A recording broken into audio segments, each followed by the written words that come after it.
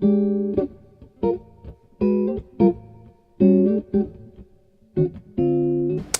right, so this is always the most challenging session is after lunch, of course, as you all know very well, because you're sitting down digesting and tends to be tired because your body's working, the bodily function which we all have. And so it's my challenge now to make sure that you stay attentive. So I'll try to do my best. So I hope you had a good lunch. When we left just before lunch, I wanted to finish something before I move on to the next subject, and it is about sort of, you know, what would why have an environmental management program. And I've talked over the break with some of you, and I know that some of you have been certified, you've got some kind of program in place, some of you are thinking about it. And so from the International Tourism Partnership, in a publication that's called Environmental Management for Hotel, 7 sort of points have been raised, and I think they're all relevant, really. And perhaps, you know, one of the first one is what we've talked at the beginning of the session this morning, is the global environmental concerns. This is one of the drivers, of course, for environmental management plan. The legal obligations that we all face as business managers, the financial incentive, as you've mentioned to me as well, the fact that you want to remain competitive. You also are quite keen on attracting and retaining good staff. And many research have shown that a good company will attract good staff, and staff will stay with those good companies. So it's another strategy to attract and retain staff. It shows local responsibility, and it's about our industry's future. So again, for some of you, this is sort of fairly straightforward because you've been involved with the process before, and some of you perhaps not. It's like any other management system. When we talk about an environmental management system, it's like any other management system in place. And usually we have a list of elements. One of the first things with an EMS, an environmental management system, is to identify the environmental impact created by the hotel. I say hotel, although knowing that some of you come from different fields within tourism. So I mean, it doesn't really matter if it says hotel. It can be any of your business. Okay, so the environmental management system does not only pertain to hotels. So identifying the key environmental impacts will be essential. And the idea of thinking in input-output is pretty good to do that. So what is my input and what is the output? So the input of energy, I've got gas, I've got oil, right? And what is the output to this? It's probably emissions. So this idea of thinking of input-output helps you to identify what the impacts are. What do I bring into my hotel and what comes out?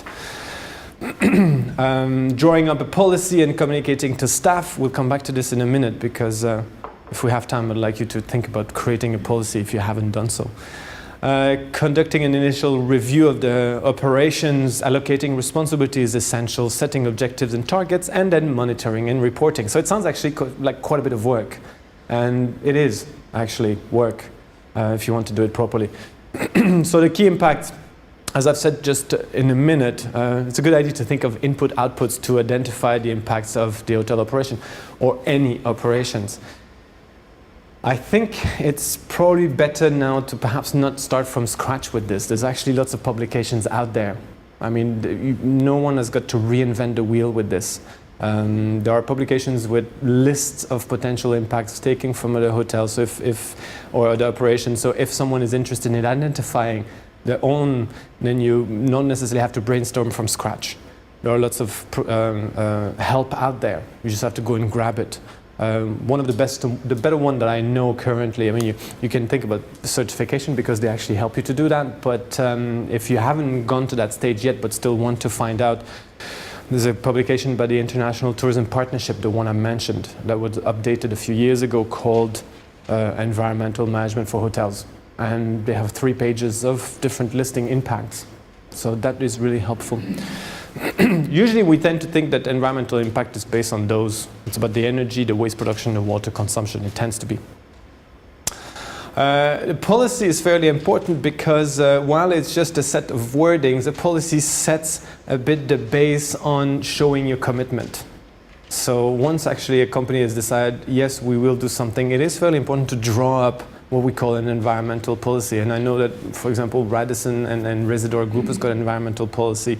I've taken an example, it could have been any example. I've taken the example of Fairmont here, which I'm going to show you in a minute. And the environmental policy outlines the aims and the principle that we are planned to follow. And really, it shows the commitment to your stakeholders.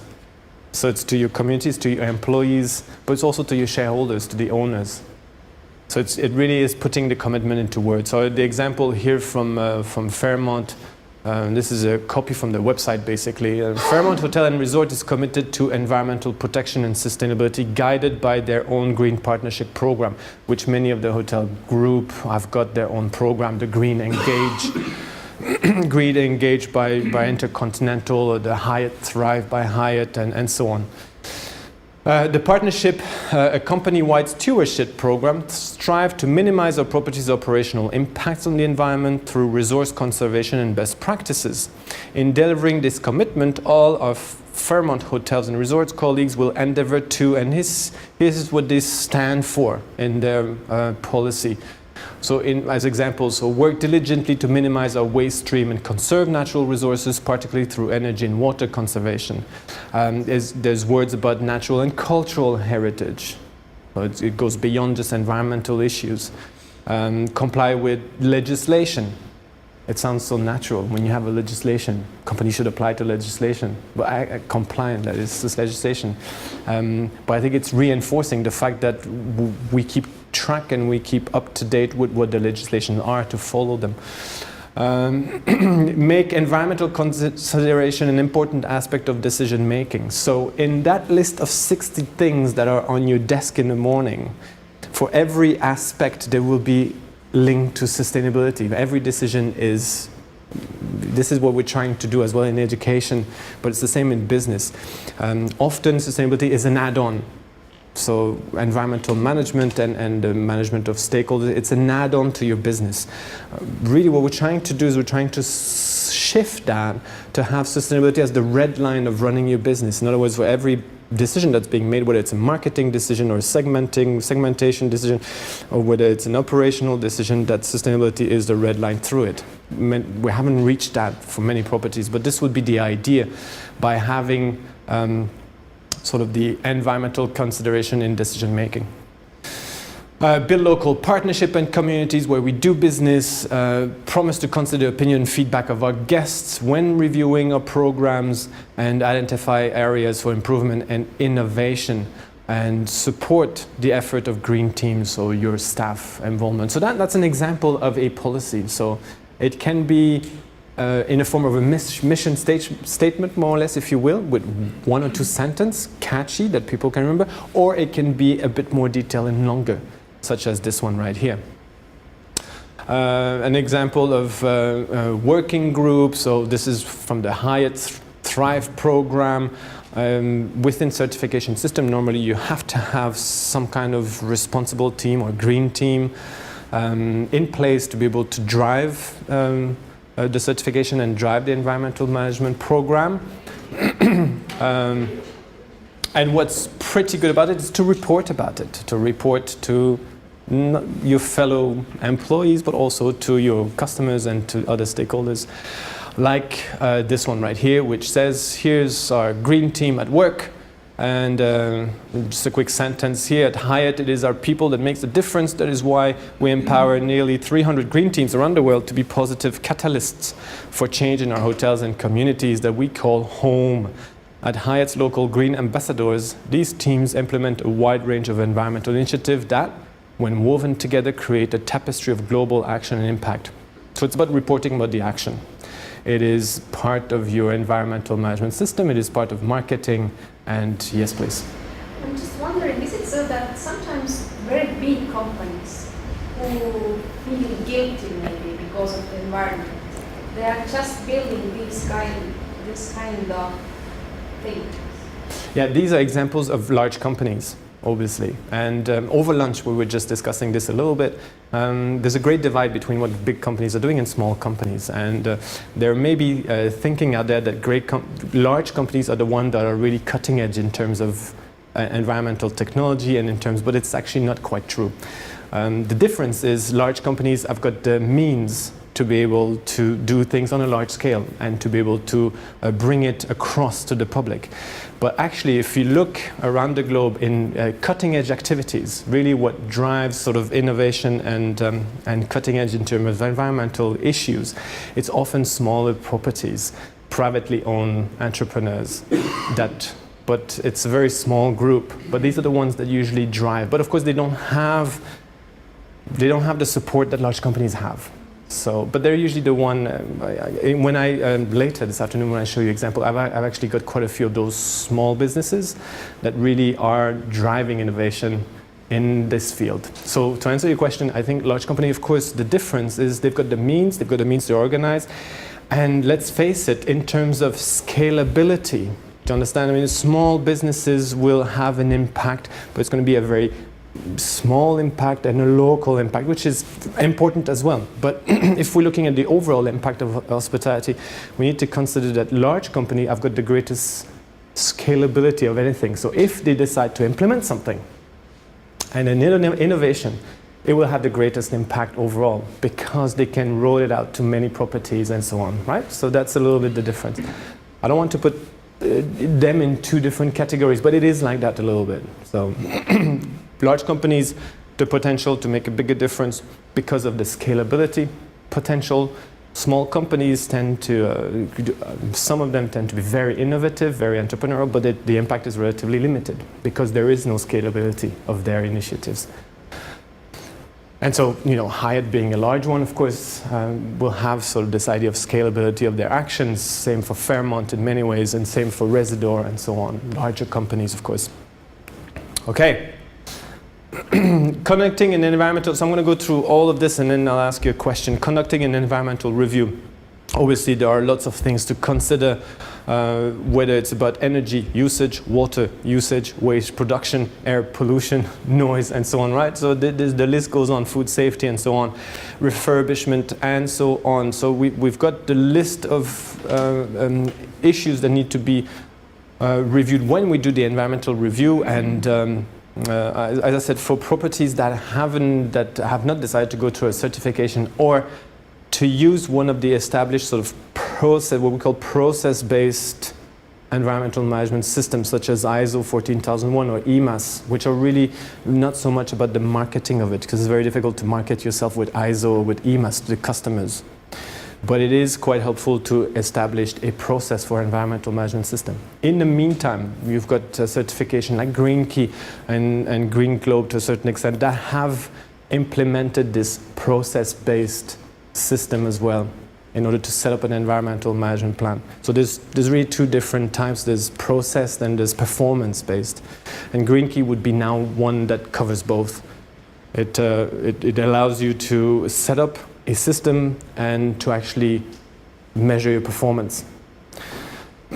So, allocating responsibility, that is quite normal to have some kind of champion or an ambassador, somebody that will drive these initiatives where there's a building of a team now. And this is for larger properties. Again, in smaller properties, it'll be owner-driven. It's the owner that drives the initiatives often with the support of his staff, but it's really owner-driven. For a large company, it might be headquarter-driven, but it cannot work if the staff is not involved. And usually we have, that key representative from different departments to build those green teams, if you will, and to be able to bring the message across to different departments to gain support. And of course, one of the issues will be to set objectives and target. The targets, is about measuring the performance. And that's what we said, the social component is always a bit more difficult. The environmental component is relatively easier to measure, even though I say easier, it doesn't mean that it's actually being done properly. It's great because it allows you to compare, of course, your performance over time, and it's always good to set low, short, and long-term objectives. But I've got an example right here. Of course, it is worth it to be as precise as possible. So if, for example, you decide to reduce energy consumption by 5%, this is not good enough as an objective. It doesn't mean much. It needs to be more precise than that, otherwise you can't measure it properly. So make it clear. Do you mean 5%? You mean a percentage of reduction in consumption or cost. What does that mean, consumption, right? Whether the target applies to all energy utilities or you're setting separate one for electricity, gas, oil, and so on. Again, it needs to be precise, otherwise you're not measuring anything relevant. How do you plan to measure it? Is it about kilowatt hours per guest night or per square meters and so on? If one period you measure per square meters, the other period you measure per guest night, the comparability is just nonsense. By when do you meet to plan when you plan to meet the target of 5%, and who will be responsible for managing the effort? So all of that sounds like it's normal, but it is quite amazing to see sometimes that targets are being put together and it's quite vague at times. So it needs to be precise in order for us to be able to measure and see how we improve then our business. And of course, one of the last parts is to monitor and report our progress. Report should be done internally. We used to have in one of the hotels I worked on the West Coast in Canada, we used to have boards that would provide information to the team members, to other people internally. So it's not only about external reporting. This is one example of many examples that I've taken here, Residor with the latest report. It's not only about external reporting, but it's about internal reporting to your staff. What is it that we're doing? Have you got a notice board, a blackboard somewhere where information can be distributed internally?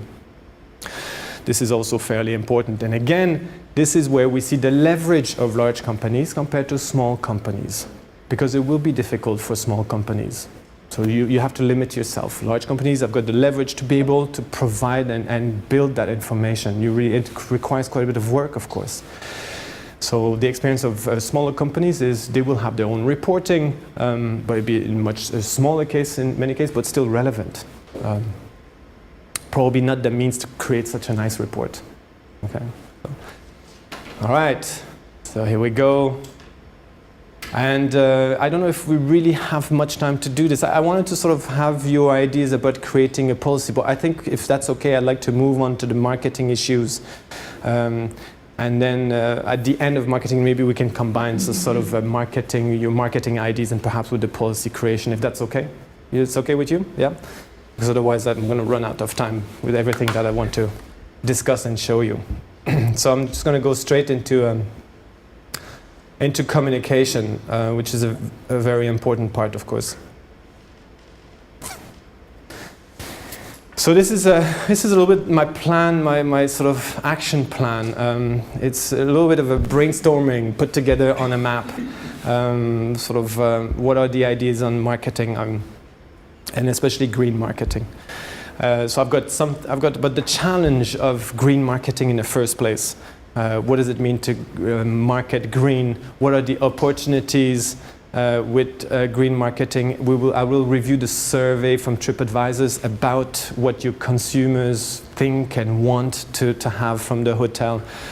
I'll say a few words about certification. I will say a few words about the big trap that's ahead of any hotel, which is being caught greenwashing. So I usually say being caught your pants down, really. About saying too much about something you're not really doing. So that's the biggest danger. And then a little bit of the outlook, and then some interesting promotional tools that I show afterwards. So it's a little bit of a big agenda, but if you allow me, I'm just going to go straight into it. So the challenge is here. The challenge has got to do with the meaning of marketing. Of course, in the room here, you somehow all have to do with marketing, which is really about recognizing the needs and wants of your target market and being able to deliver satisfaction better than your competitors. I mean, at the basic, this is what we do in marketing. There's what we call a bit of a flaw in the traditional marketing about recognizing the needs and wants and deliver satisfaction better than your competitors. Because the needs and wants is ever evolving and you're never really satisfying them. Because as you know, you've got need, wants, and demands. This is sort of very academic, but in many ways it plays quite a big role. We've got the needs, usually what we think of the primary needs of food, shelter, and clothes, and so on. Those needs of foods mean that you have wants. I need food, I want a burger. And if you have money, you can demand something. I want food, I need food, I want a burger, I demand McDonald's burger. a Big Mac, right? This is sort of the way that we go. So with monetary, with purchase power, we can turn those wants into demands. But the thing is, once you satisfy those, they disappear, but then they reappear again, because needs are unlimited. This is good news for business, of course. Once you satisfy it, it will come back again. And it happens to be that in the business you've chosen, which is related to tourism, but especially for those of you in hospitality, the need to eat and sleep, and as far as I've checked, is still there, very much present. In other words, it will always reoccur. The need to have shelter, the need to sleep, and the need to eat. So it's good business to be in some ways, right? It's good business to be in because we know it will reoccur. But here's one of the situations that I often discuss here, because there are many keywords that have appeared over the last 5, probably 10 years now, that companies use left, right, and center to describe their activities.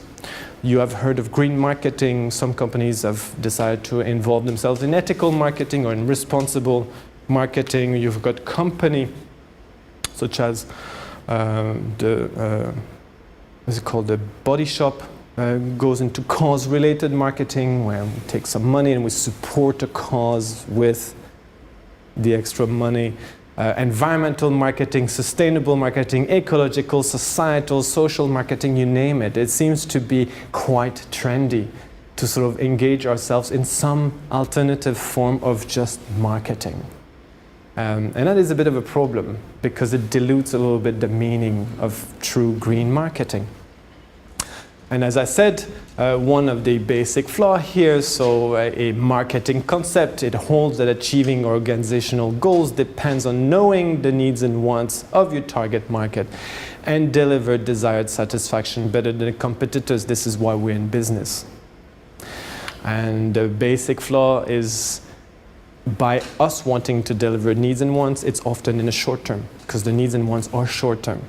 And so we tend to do this at the expense, this is what's missing here, at the expense of the impacts on the planet, on society, right? We try to do this very well, but it doesn't continue here, right? It should probably continue the definition to say, in a way, perhaps in a way in which society, communities, and the area is better off, right? So can we do all this in a way which we are better off, meaning we, right, as an environment, as a planet, and so on. And this is the base of why we have this idea of green marketing. There is a definition out there of green marketing from the American Marketing Association. There are 3 parts to it in that definition, which I'd like to read to you. The first one is the marketing of products that are presumed to be environmentally safe. So it's the marketing of products. The product is presumed to be environmentally safe. So probably a Toyota Prius would fit in there, because it is presumed to be environmentally safe. 2, the development and marketing of products designed to minimize negative effect on the physical environment or to improve its quality. In other words, it's in the design of the product or the service itself that the environment is going to be better off. And 3, the efforts of organization to produce, promote, package, and reclaim product in a manner that is sensitive or responsive to ecological concerns. The effort of organization to produce, promote, package, and reclaim product in a manner that is sensitive to and responsive to ecological concerns. So this is probably the one that's the better one. I mean, the 3 are relevant for marketing, for green marketing, but this is probably the one that's the most relevant one in the way that we do our operations. So, having done that, the green marketing dilemma. So when we know this, we have some kind of dilemma, which we call the double objectives of marketing. What we want to do is, we're a bit struggling, our businesses. If you engage yourself in green marketing, you are struggling a little bit, because your traditional task is really to stimulate consumption, because you want to generate profit. That is part of our business, on one hand. And on the other hand, you have what we call the ambition to cure the imbalances generated by our modes of consumption. Yeah, you want to do things better. You want to generate consumption, because we know we've got to drive revenue and growth. but at the same time, you want to do it well, and you don't want to hurt the resources and so on. So there's a double objective which sometimes go against each other, which makes running our business challenging. Also, green, in many ways, is not a little bit of a buzzword. Like everything is green somehow. Well, it seems to be sort of very trendy fashion, and that's the danger. Fashion, trends, you go in, out of trends, in and out. And if you look in management literature over the past 20 years, we've had plenty of those. For those of you who remember your university studies or within your business, some of those you may have seen in your lifetime. We've had anything from 1-minute management to TQM, total quality management, to peak performance, to management by objectives, to team-based management, to Six Sigma and Lean Six Sigma. And really the question is green marketing yet one more form of one of those corporate buzzwords that is so, because it just sells better maybe. This is questions we can ask ourselves. Whether it is necessary to call it green marketing. So is it changing for the sake of the environment or just jumping on the latest trendy bandwagon? Right? Lots of arguments are saying, I think we had this morning, right? Your group have said, well, it's a little bit like staying in touch with the competitors, with the market. So it is really a little bit about that, to make sure that you are on the same train, right? Rather than changing for the sake of the environment. I'm not sure whether that really matters. Not sure whether that matters, as long as it moves society and moves companies to take, better action. Maybe it doesn't really matter whether it's a true change, an inner change towards, better environmental management, or whether it's just for keeping up. Okay, so let's have a look. The opportunity, what is out there? One of the first things, as I said, I do my survey here, and I've got the certification right here. So one of the things is we often say companies have got to articulate. This is what I was just doing a bit with the environmental management system. One of the issues is to articulate the strategy pragmatically. Why? Because pragmatically you save money. That's pragmatism in green marketing. It just makes you save resources, save money. Ethically, because this is something good to do. This is something that's probably right to do for us and for the generation that are coming and so on. And professionally, because most business want to be role model. You want to show your suppliers and your competitors that you are good. So it makes sense on those three terms to articulate a proper green strategy. And within that green strategy, we've got massive amount of communication to do. And I've got, this is some of the research that we've done here with companies as well. We've got my company here with my leadership and my culture within the company.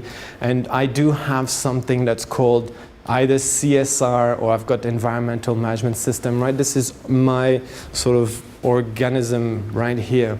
But of course, we want to be in touch with our neighbors, and that includes being transparent, being consistent in our message. We want to differentiate ourselves from the competition, but we want to establish trustworthy. This is big shoes to fill for companies.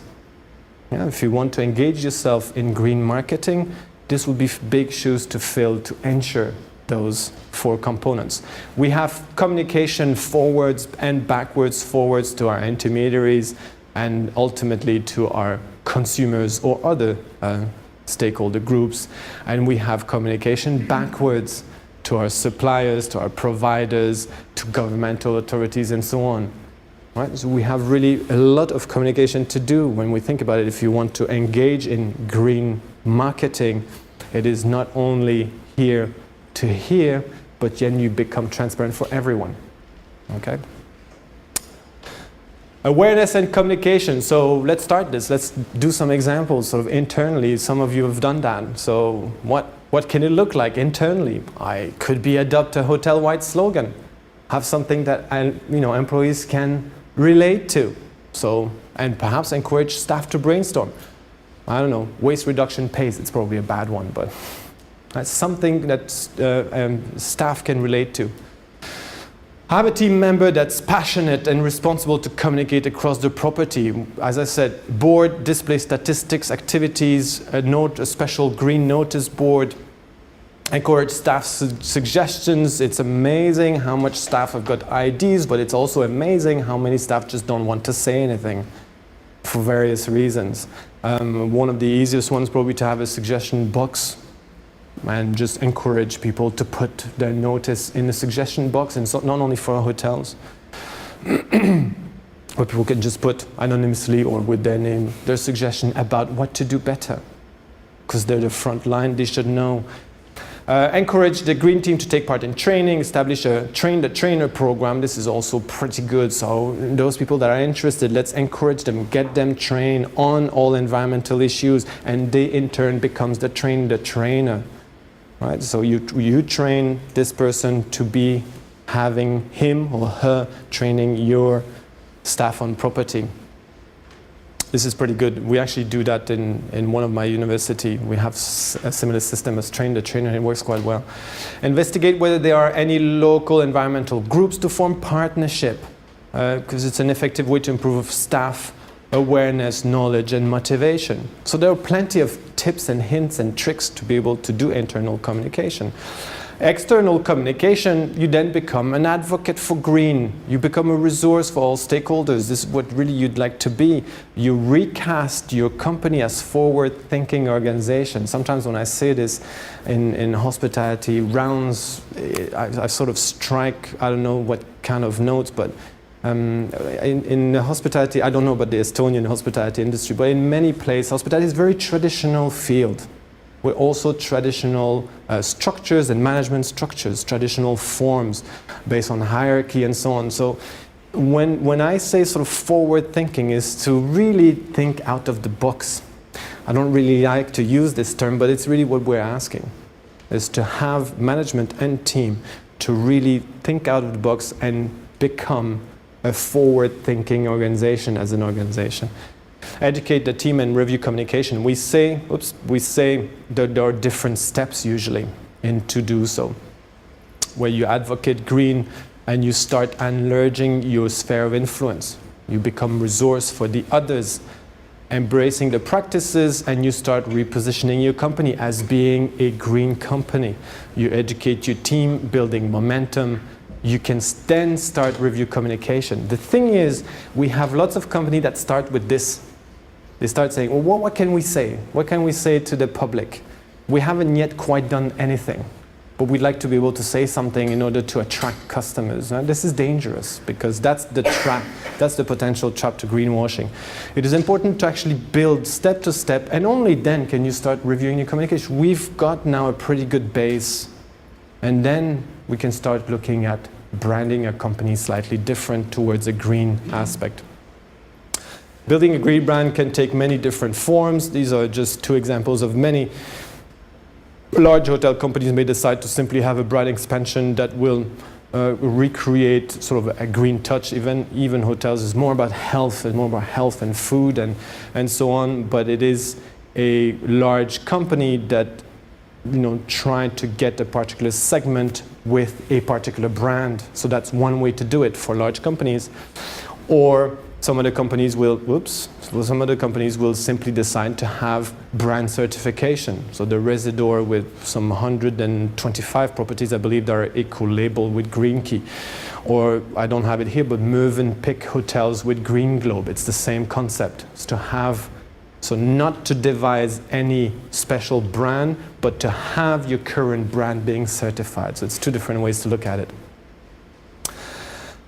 So the question central to business is really, how do consumers respond to your marketing effort? This is what we always ask ourselves, that we might use. So is it worth to market your green activities? So here's the survey that I was talking about. So the survey is a very recent survey. I think it was released, you can look at it on the internet in April of this year. Similar to the survey you were mentioning, 6 or 7 years ago. So it's an American-based survey of travelers, and it basically says 2/3 of travelers want green hotels. But let's have a look at the details, because this is where it gets interesting. Here's the website. You can just Google of TripAdvisor and survey, but just to give you an idea, So generic, going green, so travelers' eco-friendly choices. 57% of the travelers said they often make eco-friendly travel decisions, such as their choice of hotels, transportation, and food sources. Now this is interesting. I think the survey is quite relevant in many ways. I mean, TripAdvisor, I think, has got something like 200 million hits per month on their website, so they actually have a pretty broad reach. So they often make, this is going to be interesting, what does that mean exactly, eco-friendly travel decision? With 57%, that's a large amount of the population, really. 44% of travelers said they are more environmentally conscious at home than while traveling. This is not surprising because we know very much that in terms of consumer behavior, there's lots of differences between the way you act when you're traveling and the way you act when at home. We know that very much in our hotel rooms, that the way people act in their hotel rooms may not represent what they do at home. In all sorts of ways, but particularly in consumption. However, 47% of travelers said they are equally eco-friendly at home than traveling. This is interesting, so let's go have a look. This is very basic. Travelers' top 3 eco-friendly practices: turn off lights when not in the hotel room, 88%. That actually people, if you don't have a key card system, turn the light off. For them, that's an eco-friendly practice. 88% of people do it. I'm not so worried about this. I'm just worried about the 12% that actually don't do it. There's actually people that walk out of their room and leave everything on, something they would not do at home. Participated in a hotel linen towel reuse program, 80%. I'm not sure if that represents what your numbers are in your hotel. I don't know if you have averages. For those of you who run hotels, if you have towel program, if that's really what represents your properties. In principle, I think this is quite okay. The linen and towel reuse program is problematic in some operations. I'm not going to name the hotel, but I was recently in a 5-star property where they had this system, and I happened to have students who worked for that property in my class, and I've asked them, I said, have you spent time in housekeeping? The students said yes. So out of all the group, all of the group has spent time in housekeeping. And I said, oh, it's interesting. I said, I've got this card that say, please hang up your towels. Right. So I said, I do that. I hang up the towels because I don't want them to change my towels. So I hang it up. And now I asked them, I said, you worked in housekeeping. Did you fold it back and put it on a rack? Or did you use a new one? And that hotel used a new one. They have the card telling the customers, please do so. But of course, it takes a bit of work to fold it compared to pre-folded. And so basically that is problematic, isn't it? Because you're borderline greenwashing when you do that. So it's not following up. Another hotel I followed is a hotel in Canada that had set up an in-room recycling. Different bins, different colors for paper and plastic and aluminum. And in principle, okay, if the hotel decides to do that. And I asked the housekeeping about the carts. And because if you start recycling in the rooms, then obviously the operation has got to follow. In other words, the carts have got to have separation bins. And of course the carts don't. And so they took the stuff that was separated, dump it into one bag, and it went, right? So this is where you sort of see, wow, right, do we have mileage to make? I mean, do we have to really do lots of work? And the last example is, the same example with the hotel towel, that actually that company is giving the promise on the card. I actually brought it along, but I forgot to bring it here, so I wanted to show you. It gives the promise that for every 5 towels reused, 1 tree will be planted. Now that I've told you that, some of you will know which company that is, but so for 5 towels reused, 1 tree was planted. And I said to my students who worked in housekeeping, I said, because 2 of them, that students say, we actually did reuse the towels. So I said, okay, did you keep track of how many towels throughout your shift, throughout the floor that you were reusing? I mean, was there a sheet that you said, yeah, and today we actually reused 26 towels? Was there, in order to be able to go and track and say, well, that really is 3 trees, but none of that was done. There was no accountability for this. So I'm a bit surprised when I hear this. I mean, this is really sort of what I say, what is being communicated and what's being done, which is a bit of a problem. Anyway, the customers believe that this is working quite well, and recycling in hotels. Let's move on. Green believing. So how travelers view the hotel's eco-friendly effort. 44% mostly believe hotel claims to be eco-friendly. Mostly believe. 32% rarely do. Now this is a big number. If you say out on your website that we are green, 32% rarely believe you. If somebody else says you are, if somebody on Facebook says, oh, a fantastic hotel, that's different. But if you are saying, then it depends. And 20% just don't know. 41% believe a hotel's claim to be eco-friendly if they experienced or witness it, which is exactly what we said this morning, right? So if they actually experience it, they will believe it, yeah?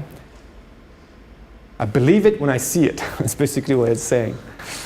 And they say, out of this group of skeptics, 24% actually said they would be green believers if they were able to see a hotel's environmentally friendly certification. Now this is quite interesting. There are quite a few issues with certification and the recognition of certification by consumers, but this number is quite interesting. So there is a little bit of power in certification now, so there's some momentum being built. There are really quite a bit of certification schemes and eco-labels. That's partly the problem, there's confusion out there. But there are a few certification schemes that obviously would make a difference. 60% of the travelers said they rarely feel informed about whether hotels are truly eco-friendly, and 30% say they never do. And the hotel top 3 eco-friendly practices according to travelers. So before it was what the travelers is doing, and now it's what the hotels are doing. So the towel, linen, 58%. Adjustable thermostat, consumers think that that's eco-friendly, and low-flow toilet and shower heads, so 32%. This is what they think hotels should be doing to be eco-friendly in practice. And spending green to be green, are traveling willing to pay? Half of the travelers surveyed would spend more money to stay in eco-friendly accommodation. 23% would pay up to $25 per night stay. 9% would be willing to spend 25 to 50 extra. 75% said it just doesn't affect my interest in eco-friendly travel choices. This is perhaps the most interesting statistics. You have to be careful with willingness to pay. There's plenty of research in this field. Some colleagues are doing of that, because of course willingness to pay doesn't mean you're actually doing it. It's very simple to answer a survey and say, of course I'm willing to pay. It makes you feel good too. You answer the survey and says, are you willing to pay more for organic food? Yes, I'm willing to pay more for. Are you actually paying more? Are you going to? Probably they're not. Right? So you have to be careful with those numbers, but still, there's a bit of an indication. Finally, a comment from Ms. Jenny Rushmore here, Director of Responsible Travel at TripAdvisor. She says, green initiatives are an increasing priority for hospitality businesses that are trying to reduce their environmental footprint. Our survey shows that TripAdvisor travelers are interested in eco-friendly practices, but hungry for more information about which green plans and policies are actually in place. Thus, the importance of setting up some kind of policy and following up with a plan of action and following up with a certification. This is basically what we're saying, okay, in order to be relevant in the industry. What I find interesting is in terms of consumer behavior, so our guests, really what we have is, when you look at the survey a bit more in detail, when you get a chance, the intention is actually lots of people say, yes, I want a green hotel. They're not too sure what it is, a green hotel, but that it sounds good, they want to have it. That's the intention. The behavior, however, is like this. Really, a small amount of people actually look for that information, and even fewer actually choose to stay in a hotel that's got green practices. But it doesn't matter, even if it's less than 15%, even if it's 10%, it's still a big market. And it's probably growing. This is what is currently the issue, is we have a gap. We have a gap in hotel green practices. In other words, a hotel having green practices is not an issue. It doesn't drive purchases currently. People will not choose the hotel because most, right? There's maybe less than 15%, as we've said.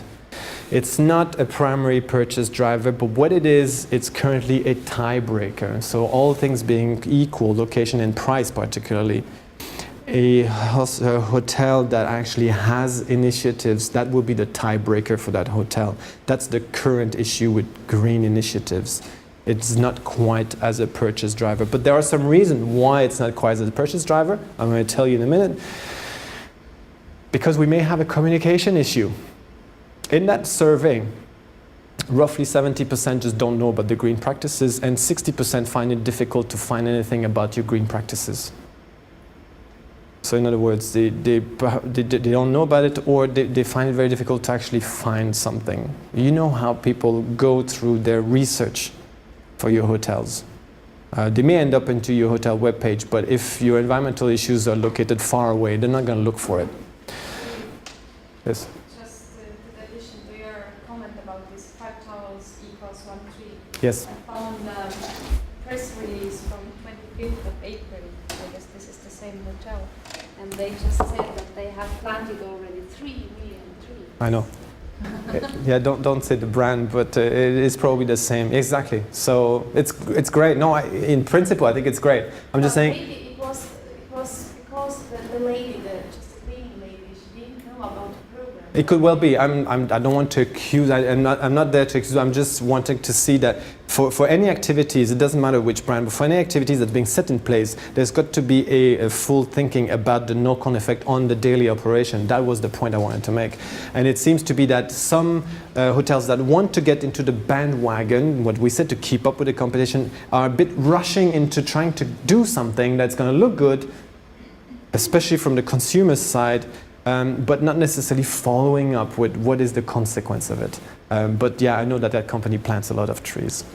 And that was one property. It doesn't mean it's all properties, obviously. So they have how many? 3 million? 3 million. There you go. Okay. So you can all ask Helly for which company that is after. 7%. One of the issues is that actually hotels may not be communicating. 75% of the hotels in the same survey do not actually communicate green practices to guests actually planning their travel. So the planning of the travel starts often for people in a search, perhaps online, and actually this is perhaps where that needs to be communicated. If we want this to be one of the primary purchase driver. As I said, right now it's a tiebreaker, but if we want to change this, then of course we would then have to start looking at where do people plan their travel, because that's when we have to communicate to them. And if hotel communicate, then it was found out that 45% communicate in-room info. In other words, it's actually when you're at the hotel, when you're in your room, that you find out that that is the case. 25% communicate on the web, and 15 to 20% communicate in common areas, on the elevators, for example, and so on. So what it does, this is not bad to communicate in the room. As a matter of fact, it sort of reinforces the decision of the customers. They have come to your hotel and now they feel they probably made the right choice. So it reinforces perhaps, I wouldn't say that it's a loyalty driver, but this is basically what it's reinforcing, the fact that they've made a right decision. So it's good, but of course if we want to be able to drive bookings with our activities, then we have to change our communication. So is there an opportunity here? Most probably there is. There's an opportunity for marketing in this case. Okay, certification. So let's move on. I have to put, I'm going to put a little video here. You are a good person. You spend time with your family. You work out at the gym. Come on, push!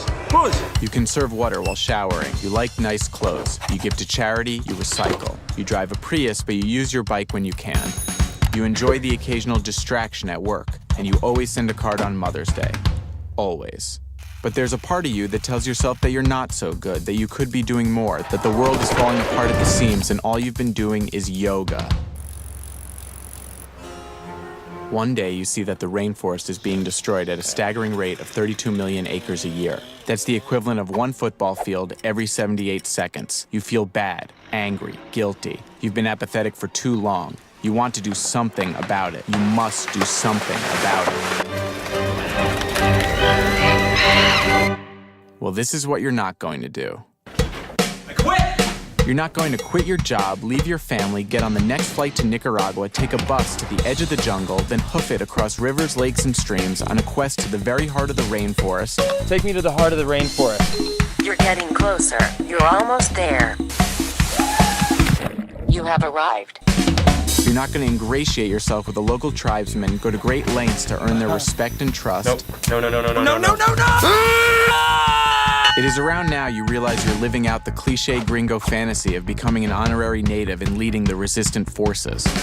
But screw it. If they could do it, so can you. I'm gonna save you! This guy comes over here, I'm gonna do this, I'm gonna pull a zap-ding bats right through him, right over here. You're not going to coordinate and occupy the rainforest movement, realize it's hopeless, summon the power of the gods, lead a revolution against the deforesters and their multinational employers in an apocalyptic, once-and-for-all battle to save humanity, only to awaken 2 days later in an El Salvadorian hospital with 2 toes missing on your left foot. Siri, I wanna go home. Hobble out of Central America, up through Mexico, across the Sierra Madre, where you break down, have your first cigarette in 4 years, accidentally start a wildfire, killing off the endangered species that once served as your occupational distraction, finally make it back home, only to find you've been replaced at work by a guy named TJ, and that things at home are not what they used to be.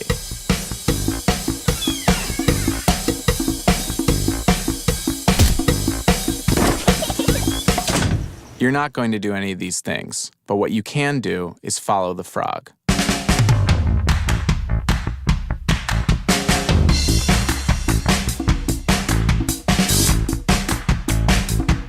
Buying Rainforest Alliance certified products ensures the future of our rainforests, so that you don't have to do the things you shouldn't do anyway.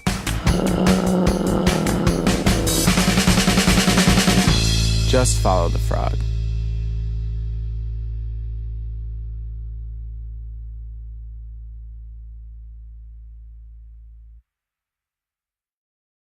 So I find this quite interesting little video about the reasoning behind certification, of course, and what should be from the consumer side. Of course, is to awaken interest from the consumer side rather than the business. But I think it's quite relevant in many ways. One of the issues that we found is that there are actually quite a few of those labels. I mean, we currently just in hospitality we have about 50 in use within the EU.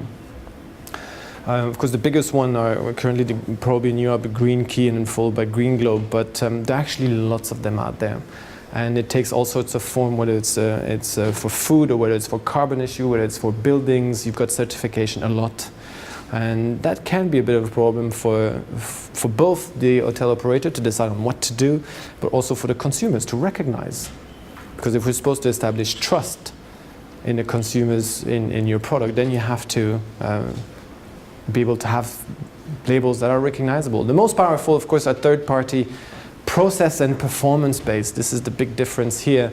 So third-party because obviously they're certified by an expert, unbiased company.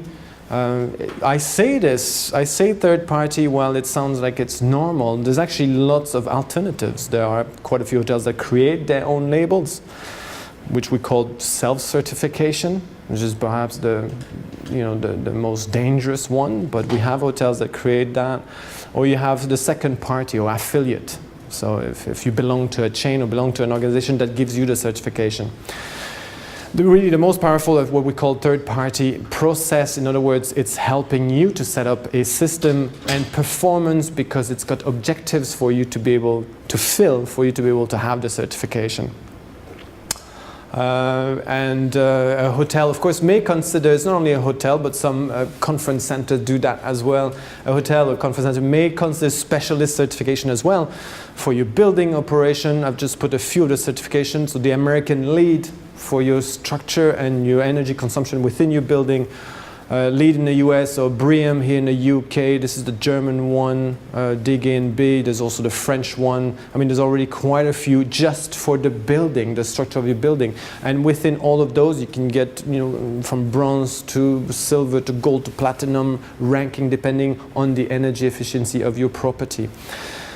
So, LEED certified hotel is quite popular in the US currently. So having the building certified LEED. As I said, the oldest one is actually BREEAM from the UK.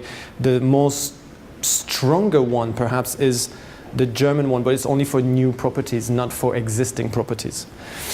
Also a hotel, we've seen quite a few hotels looking into carbon, which is the session after, with the carbon neutral certification. So getting certified for your carbon neutrality and calling yourself a carbon neutral hotel. We've seen quite a few hotels doing that. Or then you have for special issues such as food, whether you're certified green restaurant or bio hotels and so on. All of that is very fine. One of the greatest danger, of course, is to be caught greenwashing. So when you look at the situation currently, you have lots of pressure. This is what I think one group has mentioned. We've got massive amount of pressure from all sides. You've got your shareholders, pressure and stakeholders. You've got the market that pressures you to do something, really do something about greening your operation. And so you have what we call drivers. You have drivers for green action, actually doing something right, but there's equally many drivers for greenwashing, because that's the easy way out, to simply communicate your green initiative, but without really much behind it. So the escape strategy is greenwash or it's green action. And I know that hotels love to do, of course, this is, our typical sign that's in every hotel. Dear guest, every day tons of detergent, millions of gallons of water are used to wash towels that have only been used once. This hotel is committed to conserving our Earth's natural resources. Here's how you can help. A towel on the rack means I will use it again. A towel on the floor means please exchange, thank you, and enjoy your stay. There's quite a few journalists that look into our practices, you probably know that yourself, and find that this is probably okay, but if this is the only thing you do to be green, then you're greenwashing, because that is taken for granted. So if you market yourself with any little bit of green, but the only initiative you have is this, they will accuse you to say this is not good enough. This is just greenwashing. And many hotels, many of these journalists that are critical to our industry have said, really what you should be saying is this: because we care about money.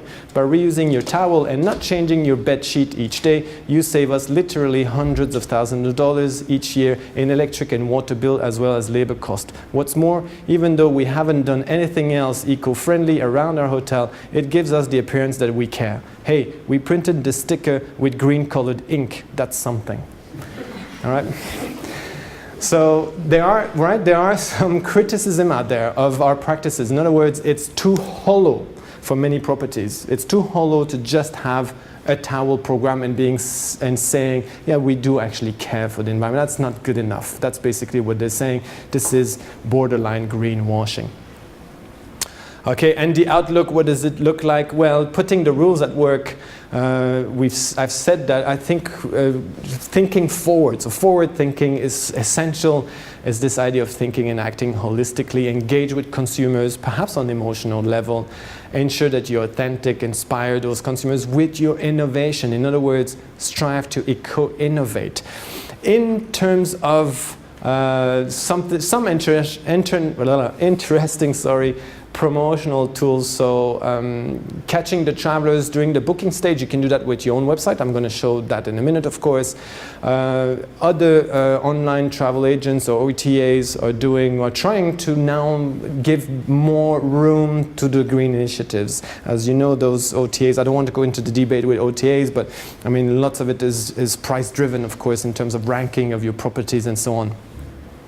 But there's going to be some changes I think we're going to see, and TripAdvisor, in line with their survey, have just recently developed this green leader, where they're trying to sort of have the property that are doing activities to be featured on the website predominantly, and are working together with the UNEP and LEED, for example. So that's an interesting aspect for distribution. Other OTAs also do it, so when one starts to do it, then the other ones are going to join forces. Travelocity has got this so-called green guarantee. It's also the same idea of trying to feature your green hotels. Again, I don't want to go into the debate about OTAs and their work, but this, I find it interesting. So there's a bit of momentum in that field. How about your own web page? Again, this is what hotels are quite interested in, is driving traffic to their own web page rather than to the OTAs. So can we inform on your own web page about your green initiatives? Of course you can. I've taken 2 examples which are very small properties but quite interesting to watch. This is the Stadthalle Hotel in Vienna. They do quite a few things. It's really worth watching that small property. And one of the second menu beside the hotel is environmental awareness. They really do quite a bit. There's a carbon neutral, zero energy property. And what they do is they give you sort of green bonus. Yeah? Travel by train or bicycle minus 10%. You get a ticket for public transit when you walk into the hotel and things like that. They're quite keen into it, and they, if you scroll, I don't have it here, but if you scroll, I think the second part here is already about their environmental initiatives. So they make it forefront about branding themselves. This is another small, interesting hotel. It's called the Hotel Victoria in Freiburg. They're part of Best Western, but they're privately run by this couple here. And it's one of, they're highly motivated by environmental issues already for more than 15 years, probably more, 20 years. And it's quite holistic, their approach. It's about energy, wastewater, but it's also about local food, organic, and so on. So they really try to do the most they can, and it's a small property. And when you go on the website, again, it's one of the first pages that you see. So about their initiative, so they're trying to drive their bookings as well by informing. Okay, is it worth it perhaps to join forces, especially for smaller properties? In other words, larger chain, I've got what we said, this idea of scalability, but how about smaller properties? Can they join forces to market themselves? Whether you're within a certification, or in this case, whether you join and you make a marketing consortium. This is Sleep Green, which is really 5 hotels initiative. They decided we share a lot of things in common. We're all motivated by environmental issues. Why don't we share some of our resources to market ourselves? And they decided to create their own mini consortia called Sleep Green. Stay with us and leave a minimum carbon footprint. And you've got 5 properties. I think this is quite interesting to watch. Okay, you could say we obtain our certification for our effort, and we then being marketed within a company or a certification standard. And of course, what I always say is just to stay informed. And I mean, there's plenty of information, that reliable information out there, not only for hotels, of course, but the ITP is a great source of information. And within the ITP, you've got the Green Hotelier website, which is absolutely fantastic. Lots of case studies, lots of benchmarking. If you're looking at trying to see where your hotel fits within in terms of your management, your waste, water, and so on, great place to go to. Okay, right. And of course, engage with the community, but that's nothing new. I would imagine that you know that this is perhaps where things can happen the most, about spreading the word of mouth. Okay, some interesting promotional tool from our side. And we don't have much time. We have 15 minutes of us before the next break already. I talked too much this time, I know. And I was thinking, maybe you can sort of, what would be some innovative, I told you about forward-thinking organizations, so what would be some innovative marketing ways for your operation? What would you sort of consider to be interesting? So maybe there's 2 things really that you can maybe work for the next 50 minutes, and then I ask you your opinion. Think about sort of policy. Have you got for your operation a policy for your sustainability initiatives? Or if not, what would it look like? And second of all, what would be some interesting ideas to market, or what is your experience? So maybe just brainstorming within your table for not very long, maybe 5-10 minutes, and then you share your opinion. Yeah? Some interesting marketing idea and perhaps a policy. Is that okay? Okay, good luck.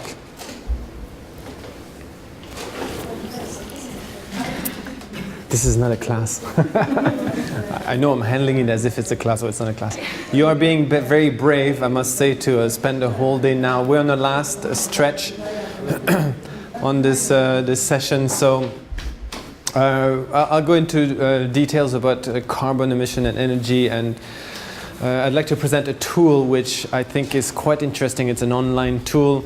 Doesn't quite apply for our large hotel brands that often have their own tool to measure But for small properties, it's a fantastic tool. So I'm going to do that now.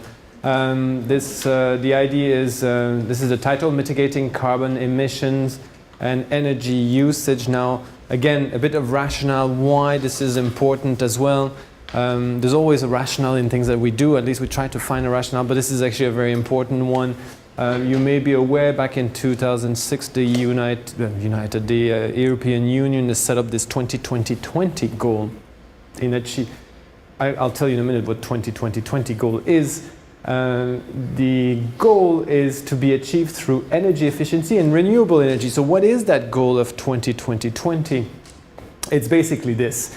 It's this idea of moving our whole economy towards a low carbon economy. In other words, can we keep having economic growth but not necessarily polluting with it?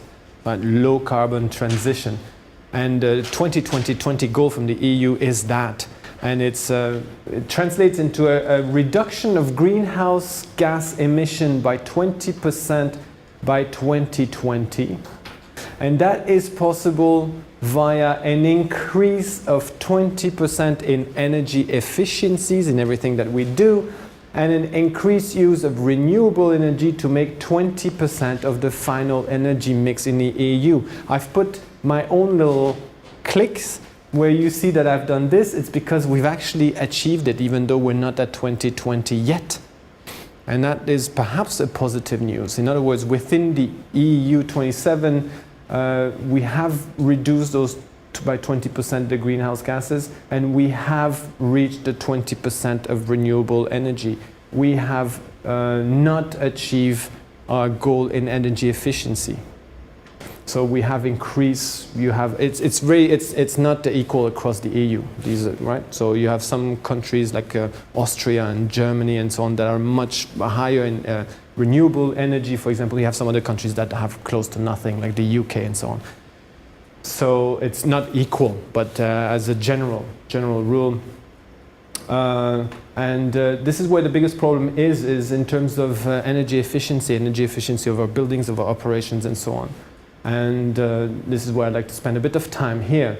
As I've mentioned earlier this morning, the tourism industry, according to the UNEP, represents about 5% of the global CO2 emissions. CO2 is only one of the gases, of the greenhouse gases, but it's one of the fairly important one. Methane is another one, which is actually more destructive than carbon dioxide, but we tend to focus on carbon dioxide in any case. Hotel represents about 20% of the tourism emission. Currently, with the growth that we're experiencing in tourism globally, if no mitigation measures are taken, CO2 emissions could grow by 150% in the next 30 years due to continuous growth in global travel. And so, okay, we can try to mitigate this. And as I usually tell the people, this is a great quote from Aristotle, in our hospitality operation, the whole is greater than the sum of its parts. In other words, have got within one building, we've got so many different types of operations. You've got, as I said earlier, you might have your spa and you have your kitchens, you've got your restaurants, you've got your pools, you've got your front desk, your rooms, and you name it, refrigeration and so on. You've got so many different operations. In each itself may represent a small amount of emissions. But it's togetherness, it's the togetherness of it that makes it a big emitter. Right? This is the idea of the whole is greater than the sum of its parts. All right, so measuring, accounting, and auditing. One of the first questions that I usually ask before we start measuring what we do is whether we should consider the externalities. Now, some of you may just jump on your horses and say, what? First of all, what are externalities? But why should we consider externalities? Externalities is impact for which no one actually directly pays for it, but which happens. I'm going to give you a couple examples just to clear this. An externality occurs when a product or service or decision costs the society more than the private cost. In other words, the activities of one party affect another party, whereby the impacts of those activities are not accounted or paid for. Example is, I've got two examples for you here. Manufacturing activities which cause air pollution impose health and cleanup costs on the whole society. Or as a driver of a car, you don't account for the cost of the air pollution created by the car, but the society is paying for the cost of air pollution. Right? I may not be using a car in my city because I like to cycle, but however, there are plenty of cars there, and you know what? It makes me cough and it makes me sick, and I've got to go see the doctor. This is a cost to me even though I'm not using it. It's an externality. It's an externality for which we all pay. So air pollution is a good example, okay, of an externality, and society pays it at large, but not the one occurring directly that pollution. That is happening actually a lot. In other words, we take it for granted. We may have externalities. We do not internalize those externalities. In other words, it's not showing up on your financial statement. Yeah, sort of, I'm not deducting this as a cost of business. It's not a labor cost, it's not a food cost, it doesn't appear anywhere, the cost of externalities. So do we have externalities in hospitality? Well, I've tried to sort of give you a few examples here. I don't know, if you have water externalities or excessive water usage from your hotel, it may affect the fauna and the flora outside because you take the water for consumption, for use within your property, getting the water out of natural environment, affecting the fauna and flora. So that's an externality. The problem is, how do you cost that externality? And should the hotel be paying for that? So how do you cost the flora? Or how do you cost the fauna? That's very difficult. You may argue if we go to a buffet and we have in the morning, I don't know, maracuja, and we have bananas, and none of this grows in Estonia. So what? It needs to be shipped from somewhere. So you pay when we buy the bananas, when we buy the maracuja and so on, we pay for the fruit itself and the production, the growth, and some of the transport being the fuel used in the ship. But the externalities, for example, the pollution to the ocean from that shipping, or the pollution to the air, the pollution to the marine flora, this is a cost of externalities that no one pays for it. In other words, you know, we might have a problem with the ocean, but the question is then, well, how do you price the value of a fish? Or how do you price the value of an ocean? How do you price the value of a tree, right? Its nature doesn't have a price up to now. I know that some organization, the World Bank, is working on this. It's called wealth. They're trying to put a price tag on nature. The argument is that until there's a price tag, nobody's going to take care of it. So they're trying to put a price tag on this. Currently, we have externalities for which no one is really accounting for it or paying for it at times, and certainly not our hotel operation. In other words, these externalities happen, but it doesn't show up. We don't pay for it. It doesn't show up in our system of account. It could well be that in a generation from now, this might change, and we say, you know what, you're going to account for those externalities as much as you account for your internalities, for the impact that you do internally. Okay, so some other example would be waste externalities. So solid waste that goes to landfill increase obviously soil or water pollution. Or if you bring your solid waste to an incinerator, you obviously produce gas, toxic gases, and it's not good for anyone. But it's a cost of just doing the business that's not internalized. So these are different examples. So the question is, should we internalize those external costs? Is a discussion that some are having, most are not having, because it's taking free of charge. Right? Currently, it's taking free of charge. Let's move away from the externalities and talk about our internal costs. And so what we say is, what sort of EPIs or environmental performance indicators do we have in our hotel operation? And so I've done the brainstorming already because I don't want to, go over too much my time. So normally I would ask you, but I'm just going to go to some of them, and if you want to add some, it's fine. And for environment, that's what we said this morning. For environment, it's actually pretty straightforward because those are established. And I've just give a listing. This is not a full listing, it's just examples.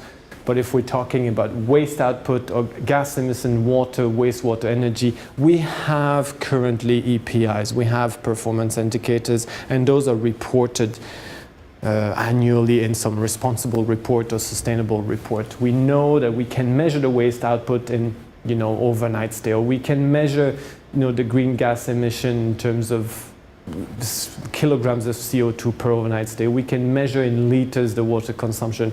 We can measure the kilowatt hours of energy per square meters. We can, right? The measurement of it means, and I don't like to use this sentence, but what you cannot measure, you cannot manage. And so therefore we're quite keen on measuring those, because if we can measure it, we will be able to manage it.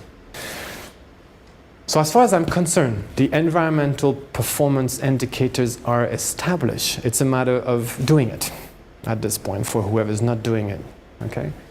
But if we think sustainably, if you remember what we had here a little bit earlier, environmental is only one part. We still have economic and social to measure, right? So environmental indicators are existing. We just have to apply it.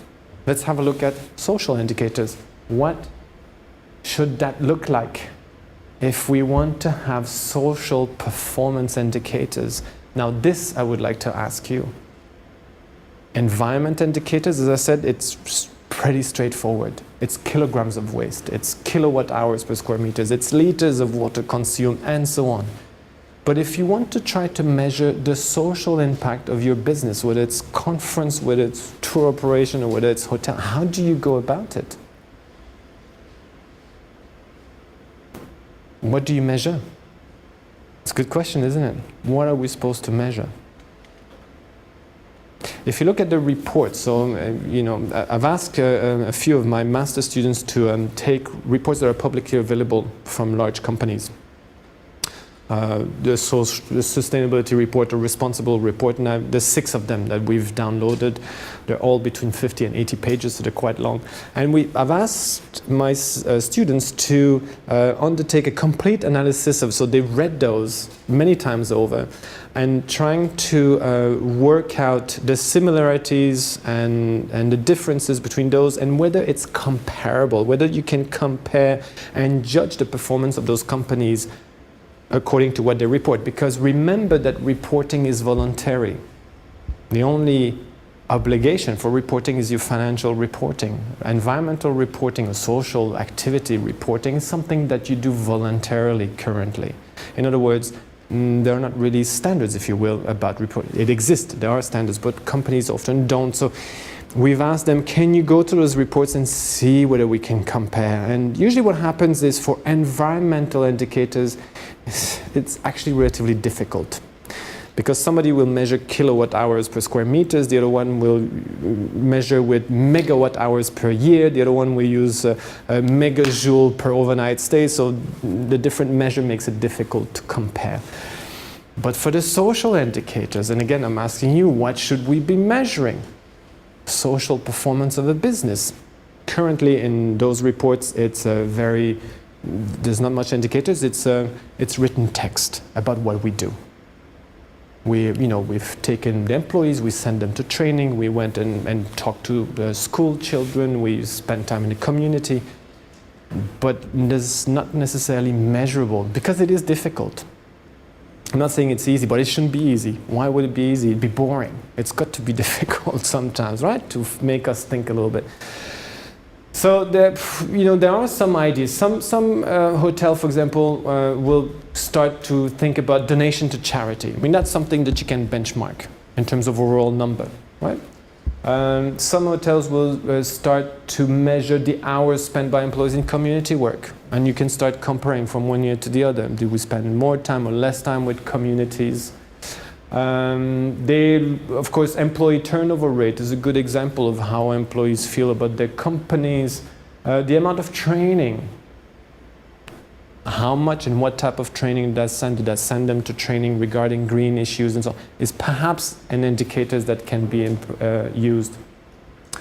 When we talk about employees as well, the percentage of employees receiving regular performance and career development reviews. So is that happening once a year, never, twice a year? Do you sit down with the managers and talk about what is the plan for the next 5 years? I've worked in hotels where this has never been done. So employees just work, and that's what they do, they work. Never was there a time where there actually a talk where to say, what should be done different and so on. So is that happening? The participation in international organization and local community partnership, this is not so much an indicators, rather a listing. But this is what I'm saying, it's not that easy. The social component is a bit more difficult to see what should be the indicators. And of course, I don't have to tell you that the economic performance indicators are so simple, because these are the ones that are required by law. And so we are good at doing company reviews, revenue and profit and cost and so on.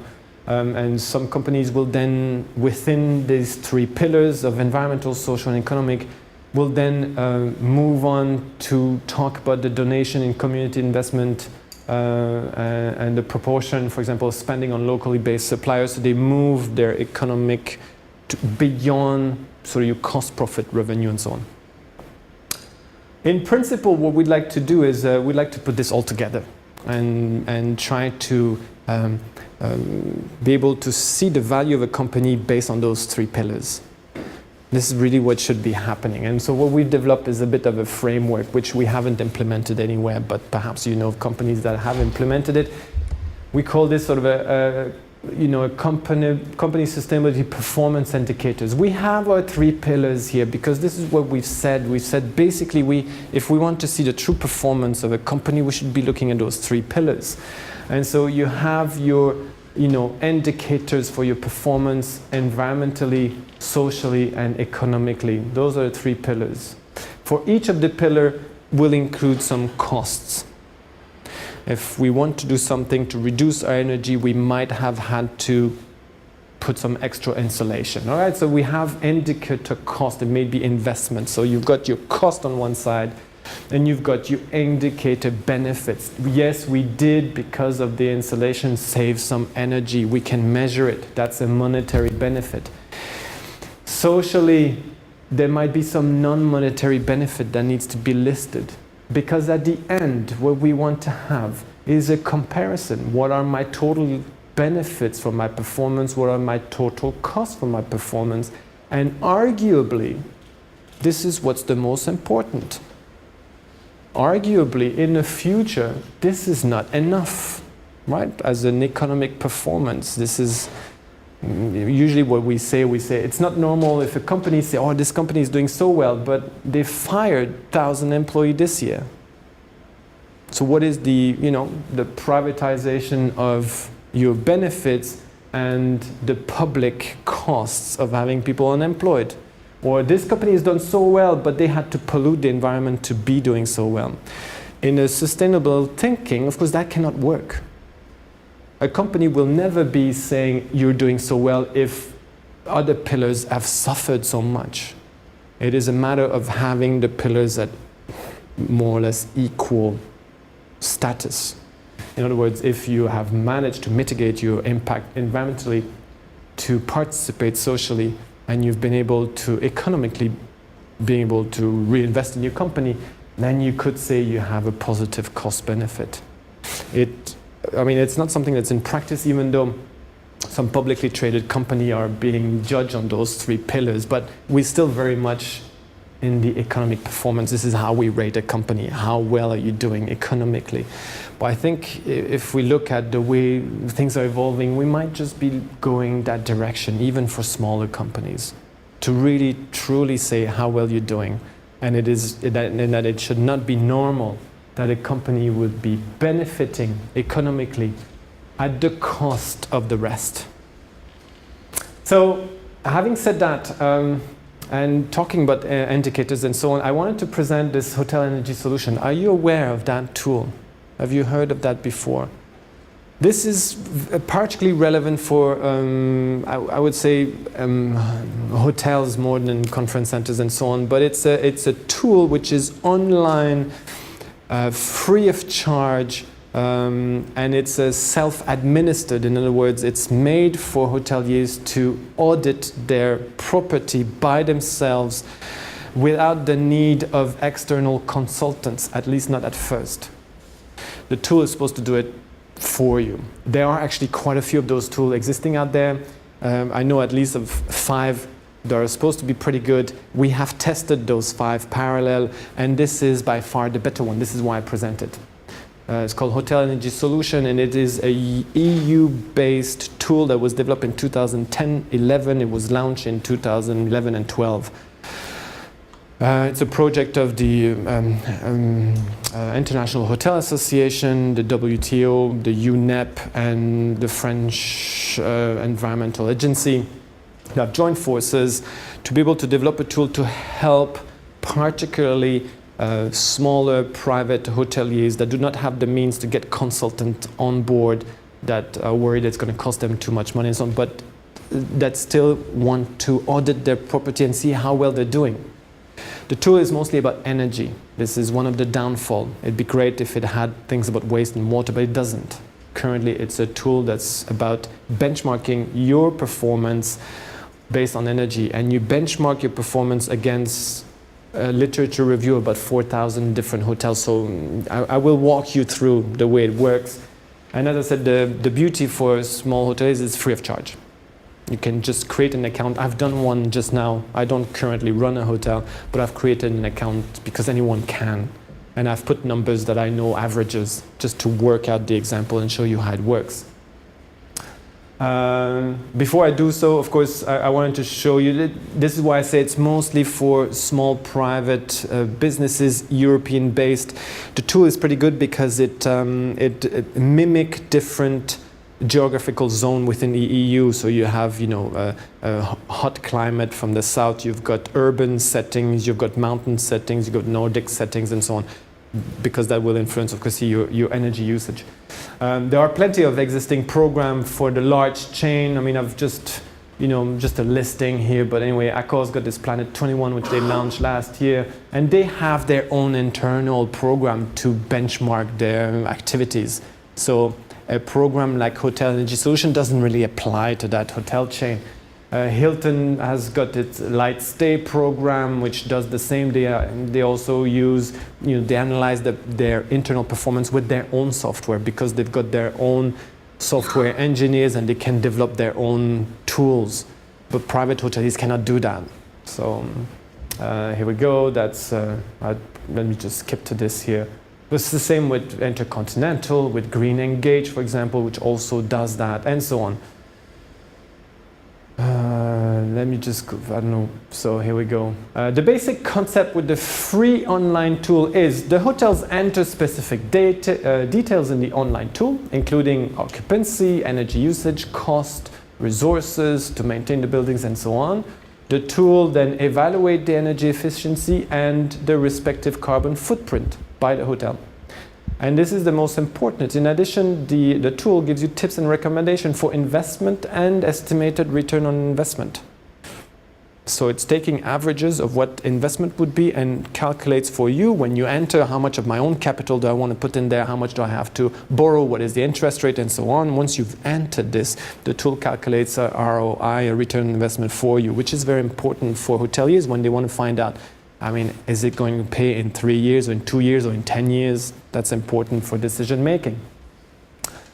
So this is what the web page looks like. You can put it in the web page or just enter Hotel Energy Solution. You get the web page that looks like this. And here's the toolkit.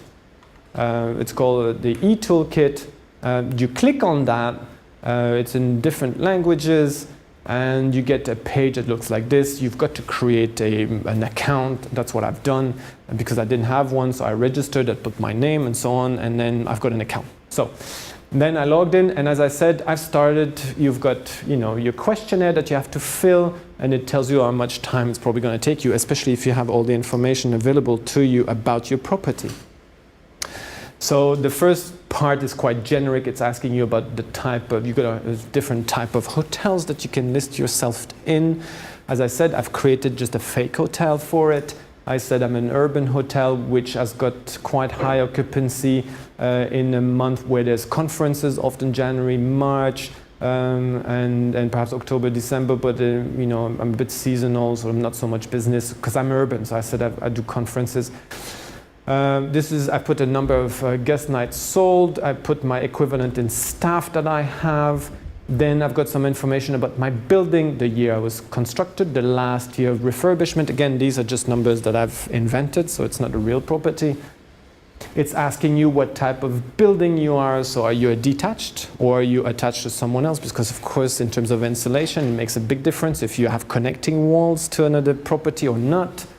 What type of structure your building is, so steel structure or concrete or wood, the type of walls you've got, the roof, because as we know, hot air goes up and most of it goes to the roof. So what type of roof do you have? Again, what is your geographical area? What sort of temperature ratio I've got that's lower than 10 degrees or higher than 30 degrees, so that it's trying to benchmark you within that geographical zone. It's telling you about how much square meters you have, how many floors, number of guest room. I said 100 in this case with 150 beds. Do you offer kitchen? What sort of star ranking have you got? What sort of facilities? I said, because I said I'm an urban hotel, I don't have a sauna, I don't have a laundry, because I'm outsourcing my laundry, I don't have pool, and so I wanted to keep it relatively simple. I said, but however, that I've got a small gym and hotel lounge and things like that. Do you have air conditioning and or ventilation? I said, yes. What type of air conditioning? Is it centralized or separate condition unit? Because that influences your overall usage. And then this is where you need your electrical bills. You simply take the last year bill to, if you don't have the numbers in your mind, in your head about your electricity and other type of use of natural resources that you do. So I said in this case I use electricity mostly for lighting. I've got my kilowatt hours. You can choose the unit because some countries use different units. I said in this case it's kilowatt hours. It might be sort of megajoule or megawatt and so on. So it's kilowatt hours. I said I use also natural gas for domestic hot water that I heat up with my gas and so on. So I've got the amount of gas in cubic meters. I don't use any of this at this point. I said I don't have biomass and things like that. So those numbers basically, while I've used that from my mind, usually you have that in your yearly bill from the energy authorities or whoever you pay your energy to. Then we continue and it's asking you, do you use renewable energy? Because it's trying to see whether, first of all, it can deduct some of the CO2 because you have renewable energy, and it's trying to see whether there's potential for you to install renewable energy. And so I said, no, in this case I don't, so I've got none of that. And it's asking you, do you have potential? So the only thing I said in the list in my hotel that is a fake hotel, I said that I have an unshaded flat roof. With an unshaded facade facing east to west through south. I said, that's actually what I have in my hotel. You could now see through so it's probably going to tell me that perhaps I should consider either solar water heaters or photovoltaic, something like that. Most probably, okay? And then we continue the survey. I'm almost finished. As you can see, it's asking you also, do you measure regularly? Have you done an energy audit before? As I said, lots of small properties, you never do that because they think it's going to cost them money. So I said, no, I haven't done it. And have you applied? I said, yes, I have applied for an eco label. If I would have said no, probably the tool will tell me maybe you should do so. Have you taken measure to prevent energy loss? And I said, well, because I'm worried about my energy cost, I've done exterior insulation. I've also got double glazing windows rather than single glaze. Yeah, it also goes to triple glaze and so on. And that I have done draft proofing of my doors, which is, you can do that around the windows or the doors because that's an area where we lose a lot of our energy. Lighting, I said I've got low energy lights and I've got nothing else. I think at this point I said, oh yes, the boiler. So I've got a boiler that was installed in '85 and that I service once a year. I don't have anything about temperature control. I don't have anything but space cooling that I wanted to add. The software takes all this data and calculates via all the semantic of the software calculation, where do you stand? So when we've done that, what we've done is we've taken this figure and we have asked an energy consultant and a hotel chain, which I'm not going to name, to compare. So we've actually taken a hotel from a hotel chain. We've put the numbers in their own tool. We've put the numbers in this tool, and we've asked an energy consultant to make sure that it's actually about right. And impressively, it is about right. So the tool is actually quite powerful. But again, same concept, garbage in, garbage out. So as precise as the information you put in, as precise the output you will have. If you put in information that's not right, then it's dangerous because then you have a wrong picture. So in this case, my fake hotel, I've got a kilowatt hours per square meter is about 244, which rates me as pretty good actually. And for the type of hotel that I've put in there, it's about right. Because if we look at sort of averages in temperate climate like we are, we're looking at anything between below 285 kilowatt hours per square meters for luxurious sort of type of company will be actually pretty good, to be honest. So anything above that, then you're satisfactory, and then you're bad. So in this case, I'm actually doing pretty good. I'm being benchmarked again, as I said, and so you can be quite happy. But it's not the end in itself. So having data is good, which you can then repeat maybe in 6 months or in a year from now. But I want to continue because I'm interested in what can I do now. So I've done that. I've got my own property. I've got an idea. The tool then tells you, listen, according to the information you've given us, we will have some ideas about what you can do that are small or high investment about the different areas. So in this case, it's recommending if you want to do a high investment, perhaps in terms of general electricity, you may want to consider keycard, because I said I don't have keycards. Or you might want to have, in small investments, something about lighting control, maybe sensors or timers, especially in the back offices where staff are gone after 5 p.m. So I said I don't have that. So that means the lights are on in the back office where there's nobody. So they said maybe you should consider this. When you click then, you get more information, and then you get, I don't have it, the picture here, but you get information about this, and then you can start working out a return on investment calculator. It's not going to be super precise because it depends on where you are, but it gives you an idea about what should you be expecting in terms of ROI.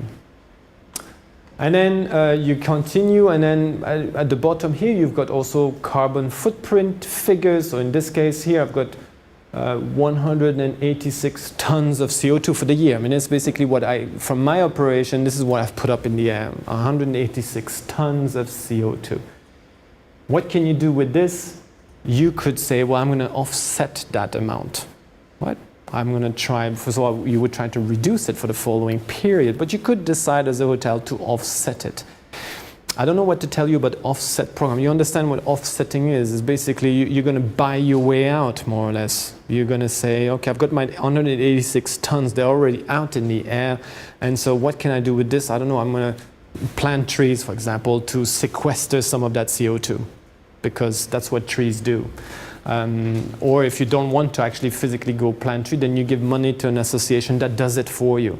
And then you compensate for your 186 tons of CO2. That's one way to look at it, that a hotel could do. In order to be able to do this, of course, you've got to know how much CO2 you've emitted. And while I'm on the subject, maybe I can say a few words about what it looks like in the EU, because we have a system here called the emission trading systems, which is really a weapon to fight climate change. In other words, that system exists not for hotels, not for conference centers. It exists for the real big polluters. We're talking about energy companies and big manufacturing companies that are supposed to be in a system of trading schemes. So each business really, what we say, has a right to pollute. This is basically what we say. We all have a right to pollute. I've got an example here worked out for you. I've got two businesses. And as I said, both of them have got the right to pollute. And these are CO2 emissions that you have here. The line is what they are allowed to pollute. Right? This is what they have been given the right to do so.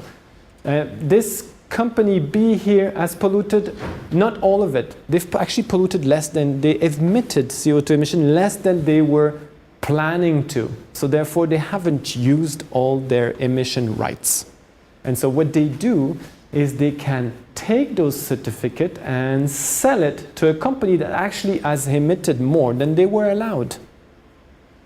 The idea here is that those certificate is on the market, and so it would cost a company to emit too much, and a company that emits less can earn money. So that's the motivator. It's like the motivator is to emit less because you can sell your certificate and earn. And for those companies that emit too much, it costs them too much money. So there's got to be a motivator here to reduce your CO2 emission. In principle, it's a good program, but here's the idea. So the idea is to reward those who reduce emission, penalty those who do not. And reduce CO2 emission as agreed within the Kyoto Protocol. However, currently in the EU, there's too many certificates. The right to pollute. There are too many of them. It was in the news about 2 or 3 weeks ago, the whole debate. Because the EU said in the parliament, some people said we should take away certificates from the market. Because if there's too many, the price goes down. If we take away, the price goes up because it's an open market. So here we go. The idea was originally that for each ton of carbon dioxide, around 30 euro would be paid to offset projects for each ton. So in this case, in our hotel, remember the little hotel, 186 tons, I would then have to pay 5,600 euro out of my small hotel at the end of the year to offset what I've emitted. That's a pretty good motivator, I think, for a small hotel to undertake initiatives, because that's expensive. But as I said to you, that was the original plan with 30 euro per ton. Currently, it's about 3 euro per ton. 500 bucks if you want to mitigate your CO2 emissions, cheap. So this is what I've written here, said, it's cheap to be carbon neutral today, if you want to, because the prices are down in the cellar.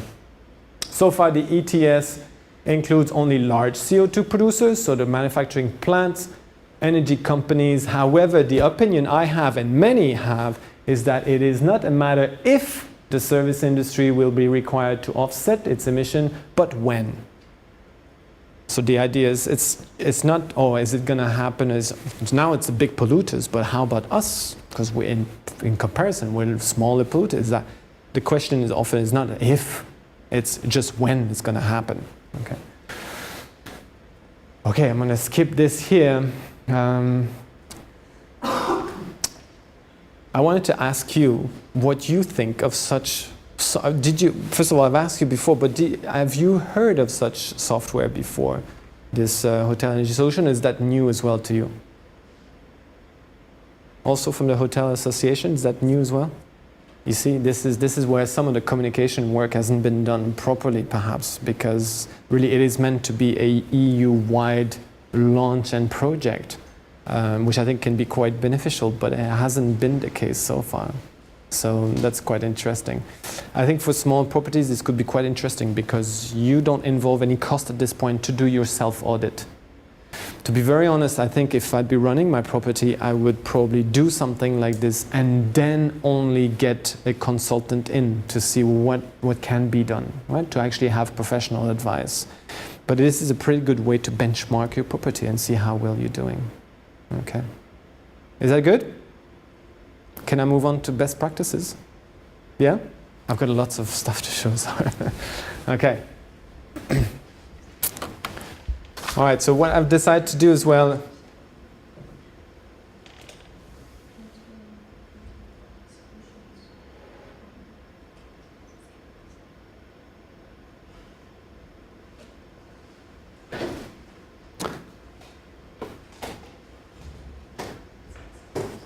so I'd like to have your thoughts on those that I'm going to be presenting here. So I've got a list of examples here, and perhaps you can give your feedback on what you think about those. I've put a question mark here. So as I said, this is all evolving material. So best practices question mark.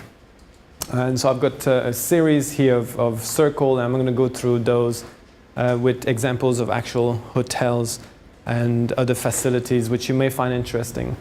One of the first things that I wanted to just present is sort of this alternative design. So what sort of alternative design? Well, we've got this idea of low embodied energy, and low embodied energy, as I've mentioned, it's about using local construction material and renewable resources.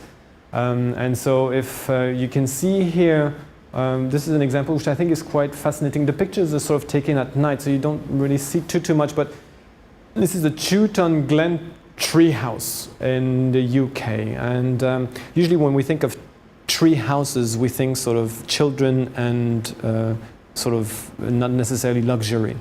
And what the Chewton Glen treehouse, which is part of the Relais Chateau, I've decided to do is to offer this idea of treehouse, but in a luxurious manner. And so it's this idea of whether it's luxury meeting sustainability.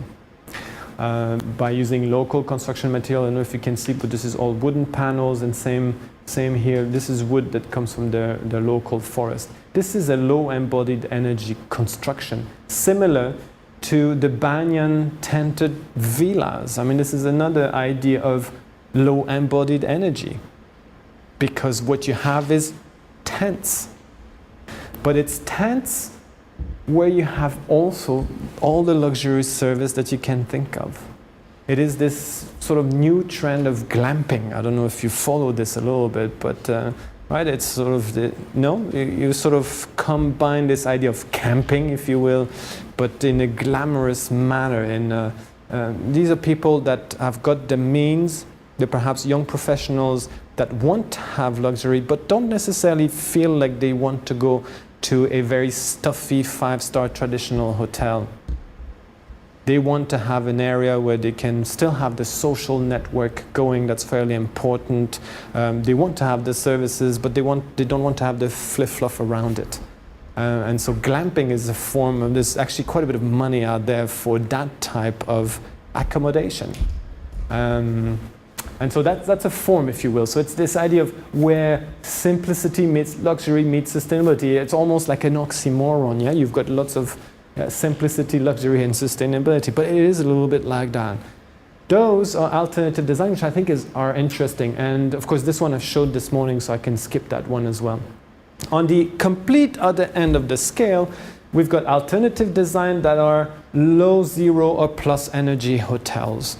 And so I've got a few examples of those. Here's the romantic hotel Mutas Mural. This is in Switzerland, and what the hotel is interesting is it's a mountain hotel that's been able to market itself as a zero energy hotel or a plus energy hotel, as a matter of fact. And what they do is, I don't know if you can see here, but they've got a little tram that goes up, and along that tram line they've got photovoltaic panels to catch solar radiation.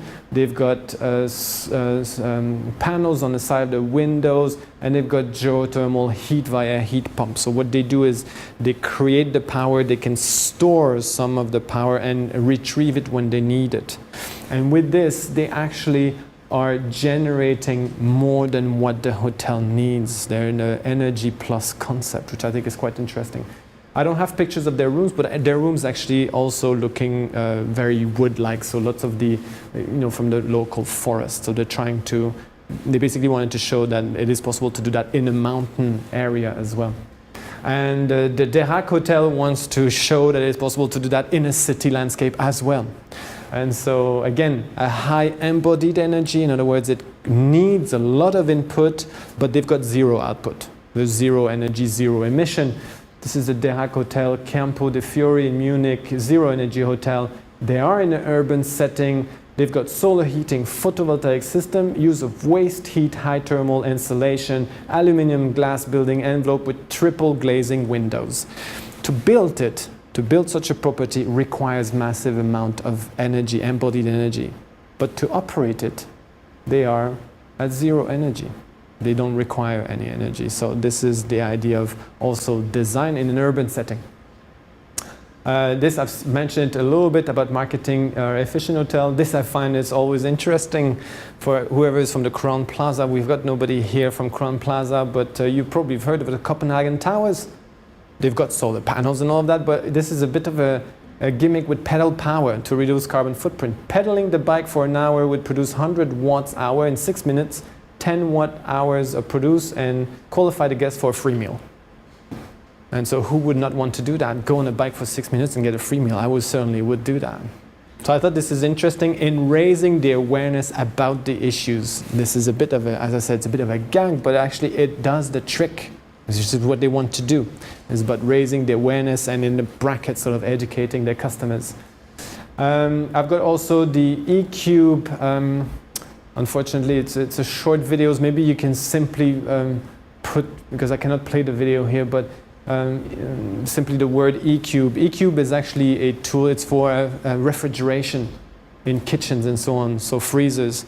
This is a very, very interesting tool. As you know, when you have a refrigeration unit, you've got a sensor inside the refrigeration unit. The sensor measures what? It measures the temperature of the air. In other words, if you have a big hotel like this, you've got many of those freezers. Freezers and refrigeration unit. It measures the temperature of the air inside the freezer. So if you have busy period, the chef goes in and out all the time. Okay, close, open the door. What happens is there's a bit of exchange of air, and of course the sensors sees, oh, the air is getting a little warmer, and so the compressor starts to cool down the inside.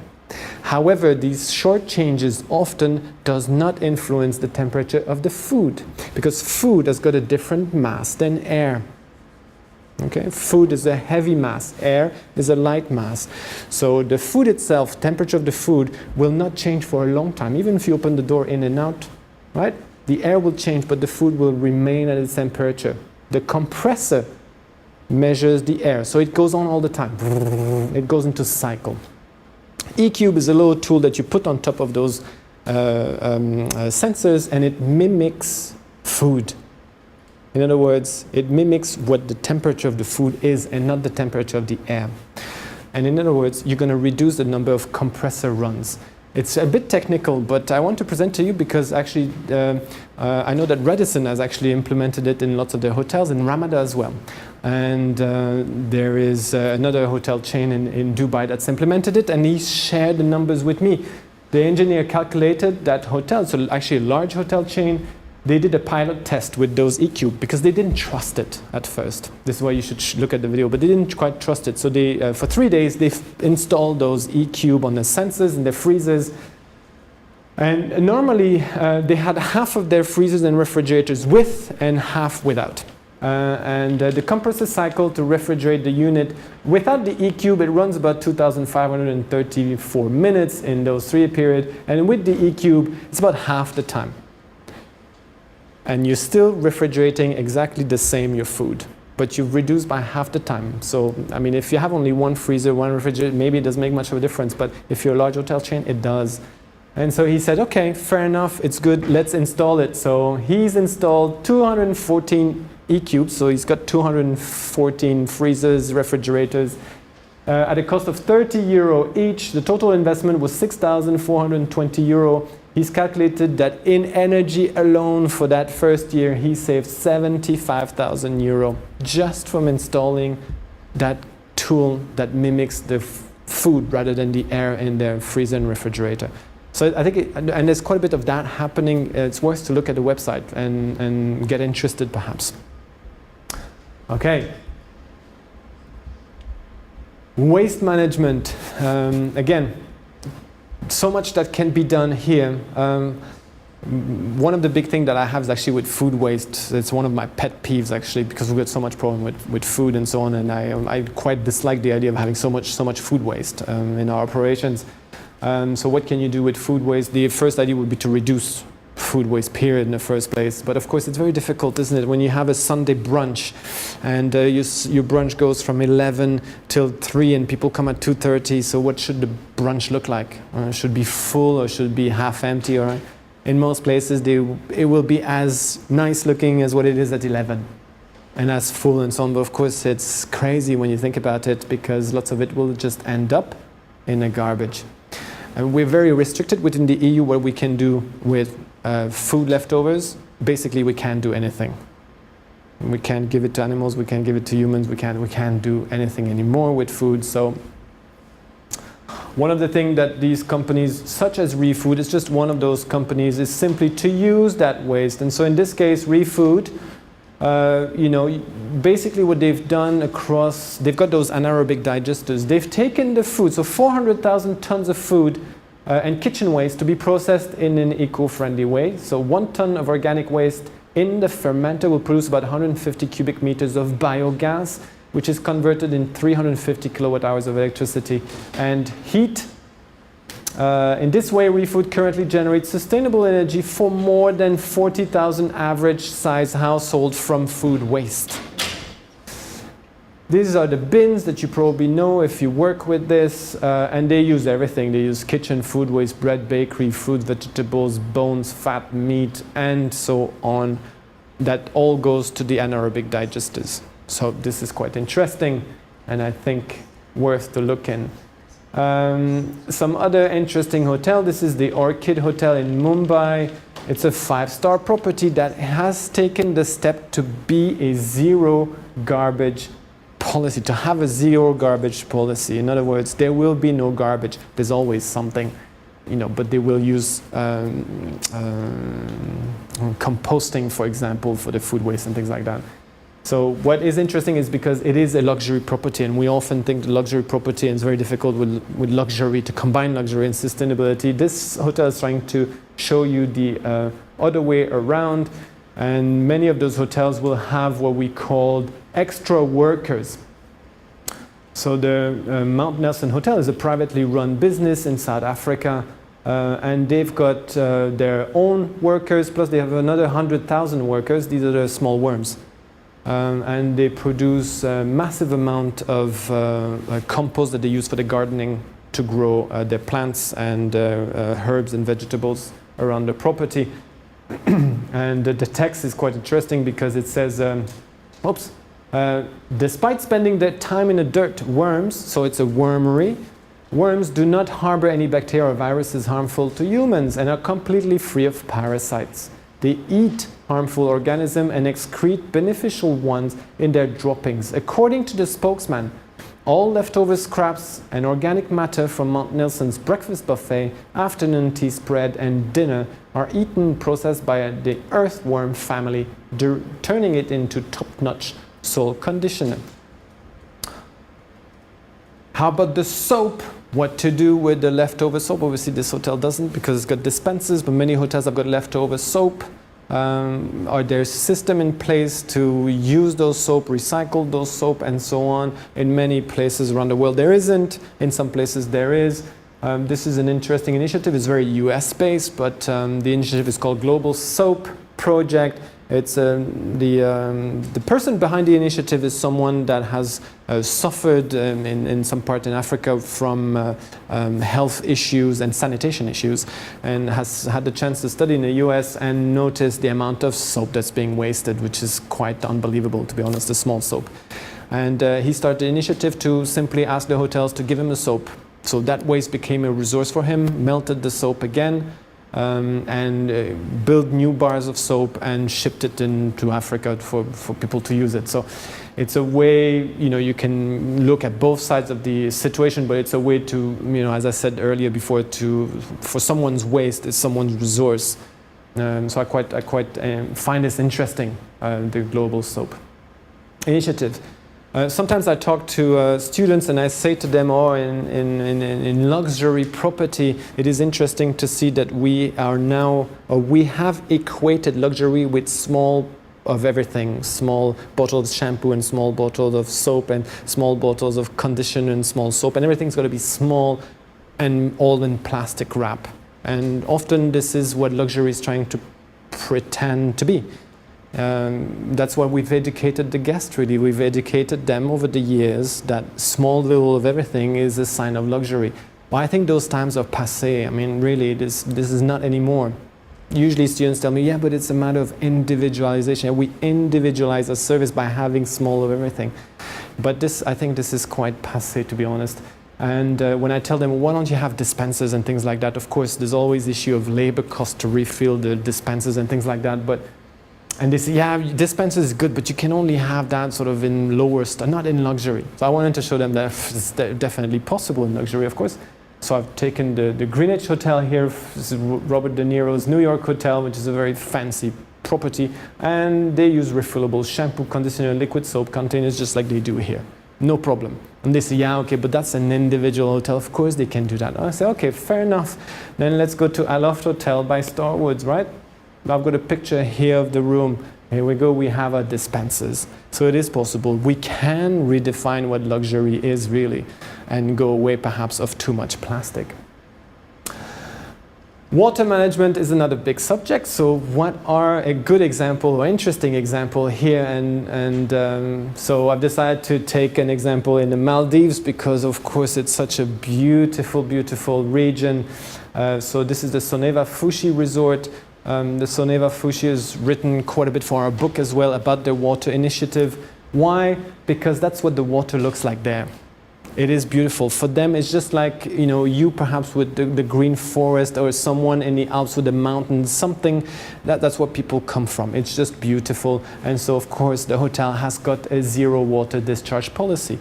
You have to know that in many of those islands, there is no water treatment facilities. It's not like you put the water and it's going to go somewhere and somebody's going to treat it. You have got to treat it yourself, the gray water and the black water. And so for them, it's very important to have zero water discharge so that this stays as beautiful as it is now.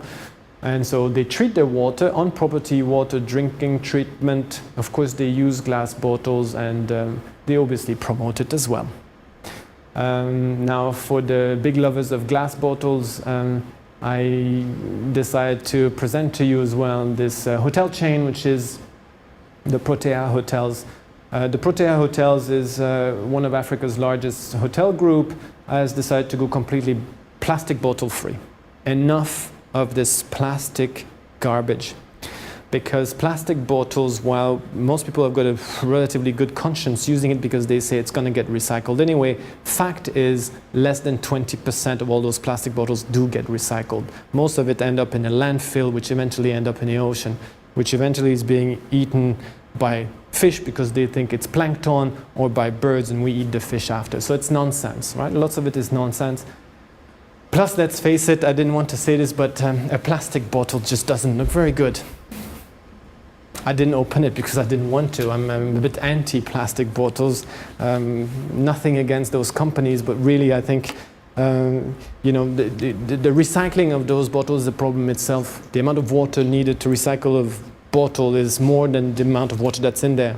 The amount of oil needed to transport and recycle this, you can fill half of the bottle. So I mean, there's really lots of problems. What are the alternatives? You say, for small hotels, of course, it's relatively simple to just say we're not going to have that. We'll just serve tap water in a jar, right? That's simple. Larger property, it's a bit difficult. I think they find it, this is convenient, let's face it. It's light to transport, you don't break it. Sometimes you can put your brand of the hotel, people walk around, it looks good, it's branded, right? So what are the alternatives? Well, this hotel has said enough. They've got 26 properties, I think, and they go completely bottle free, and they decide to go with the Vivreau bottle.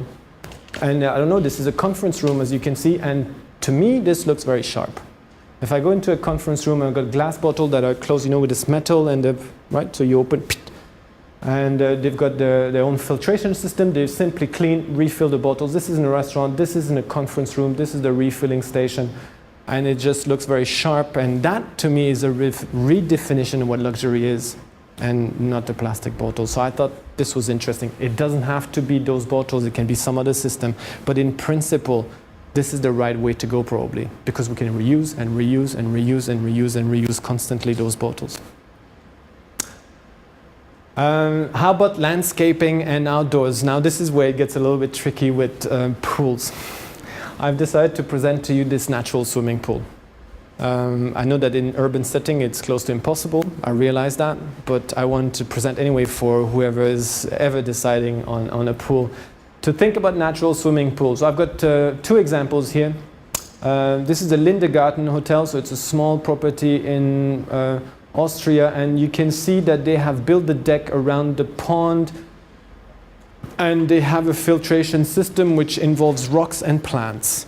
The biggest problem is the guests' willingness to go swim in a natural environment, because customers expect the pool to be rectangular and blue. And swimming in a natural environment is something we've lost. Many people have simply lost it. They're wondering what swims in there. So I'm not going to go, right? So this is one of the biggest. But some hoteliers have said it doesn't matter to us. This is what we do, and we believe in it. And so, as I said, there are, in terms of filtration of water, so this is fairly important. In the natural swimming pool, you can use ultraviolet filter to destroy the harmful bacteria.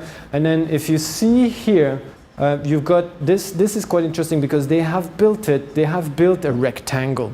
But in and around, you've got the filtration system of the bed of rocks and the plants that do the work. So you have this idea of natural cleaning, filtrating system via the aquatic plants and the rocks. And this allows you not to use any of the chlorine and any of the other product that you may use in swimming pool normally. And it looks good. So I think we're going to see more and more of those, to be honest. So that's water. Now, community involvement and social responsibility. There's so much that can be said. And I didn't know which one to take, so I've taken the big guys and I've taken the small guys together. And so one of the projects here from the Ritz-Carlton Community Footprint, which I think is, again, this is very much on the corporate social responsibility, right? It's like doing something as an add-on. The community footprint is, like so many other projects, is about hotel staff involvement in local project, whether it is about going in the environment, helping defavorized communities with their project. This is an ex-student of mine who works at the headquarters of Ritz-Carlton, who goes into school and work with defavorized kids, for example, once a month. So it's about going back to the community. Okay, so this is an interesting project. Again, this is the large guys. Kempinski, that has involved itself for quite a few years with the Stop Tuberculosis Partnership. So they have the Stop TB Day. This is in Berlin or in the UAE, here in Abu Dhabi, for example, in trying to educate and involve the staff around one particular issue, in this case, tuberculosis. So these are the big guys. How about the small guys? This is perhaps one of the most interesting ones. This is the Stadthaus Hotel in Hamburg. And the Stadthaus Hotel in Hamburg is providing employment for underprivileged people in society, people that actually usually do not participate in economic development, that can't find work. And so they have the staff that are involved, and their experience is that they found that the staff that are there requires quite a bit of training, but they're super loyal, super motivated, and the guests are quite enjoying it. It's a small hotel, 3-star, and they have made their contribution by providing employment to people that usually don't get employment. This is one example. There's examples in London about cafes and restaurants that provide employment, to homeless people and to ex-convicts, people that cannot find work. Okay, so they have a training system. It's not the whole, but they have a training system. And I think one of the organizations is called Crisis Cafe in London. And Crisis Cafe, I think over the past 3 or 4 years, have reinserted something like 126 people that were homeless or ex-convicts, people that have done prison time, that have come out and that simply cannot find work. They have taken on to give those people, again, a reason to be able to work in society, which I think is quite interesting project. Okay, mitigation, carbon emission. I think we've talked enough about the hotel energy solutions, so I'm going to skip that. The large hotel companies, 23 of them, have devised this so-called hotel carbon measurement initiative, so that might be interesting for the larger hotels. Basically, the 23 global hotel companies have developed a common methodology to measure and communicate those carbon emissions. This is all fairly recent, and it's going to be interesting. So it's not only there's tools for smaller properties, but there are things happening at larger properties as well that could be interesting for some of you as well. So again, best practices ? I could go on and on with some other best practices. I've put question mark here because all of this is evolving, you see. In 6 months from now, things are changing quite fast. And whatever I've presented here, maybe in 6 months, will sort of become the normality. If a hotel 20 years ago offered the towel exchange program, this was perhaps found to be something quite amazing. Of course, it's become the normality. If today we're talking about embodied energy and alternative design, that will maybe become the norm. And this is how we sort of evolve in the scale of sustainable development. Could I have your opinion? Could I have your opinion on some of those best practices? Did you know some of those? Does that make sense to you as well? Do you recognize what the potential is as well? Or, I know you're not all from the hotel side, so what are your thoughts maybe to share with the rest of the group?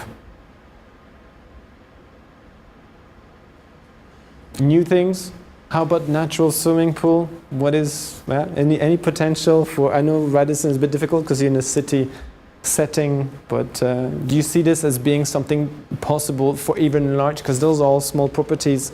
This is why I said cutting edge technology. Usually, small properties can afford to do it. The question is, can we scale this up to a large organization? It's questionable whether actually a natural swimming pool is possible for a large organization. Probably not. Yeah? So those are the issues where I say sometimes large companies can scale projects, but some cutting-edge issues will often be found in smaller properties. So that's an interesting project. Water bottle. Do you use, I mean, I'm pointing at you because I know you're working at Radisson, but do you use plastic bottles at Radisson? Only in the fitness center, Okay.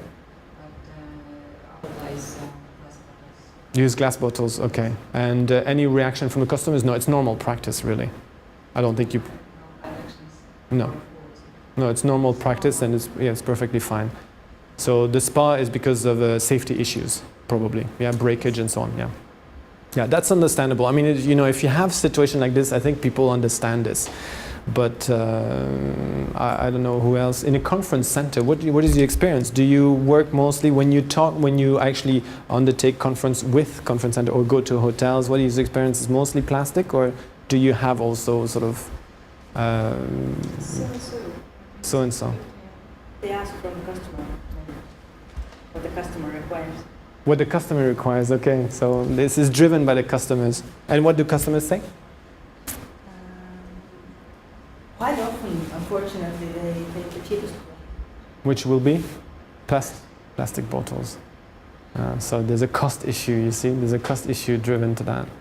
Okay. How about waste? We've talked a little bit about waste earlier this morning because you said so that there's also a problem with the waste when you offer conference dinner and so on, and perhaps consumers may be not so interested. They're interested in the price.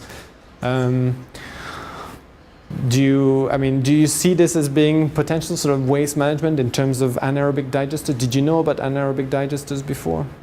So yeah, you probably have heard of anaerobic digesters or composting. I don't know. Do you do? What? You have them in Estonia as well. So I mean, this is a good way to treat waste, probably. Definitely better than putting it in a landfill. So that'd be interesting to see what happens. Composting for garden purposes is pretty straightforward to do. Many hotels do that. I haven't mentioned it, but this idea of green roofing as well. I mean, the thing is, in Estonia, you're surrounded with green, so you don't have to worry so much about this. But in a region where I live currently, we have actually lots of city. And it's this idea of bringing nature back to the city with green roofing, beehives and things like that on the roof of hotels and things like that is quite common now. So those are interesting innovation as well, which can be made from a marketing side. We have one of the large areas where we have museum, but also conference facilities in Bonn where they have gardens on top of their museum as well with beehives, and they've built a path for customers so when they come to the museum they can go upstairs and start and enjoy within the city a natural setting, so it attracts people. I think there's lots of things that can be done to sort of add value to perhaps what we offer to our product and services beyond the rooms and the food and beverage and so on, which I think is interesting. Okay, and you see, for the end of the day, I'm finished 15 minutes earlier. Is that good? For a Friday, or yeah. I didn't.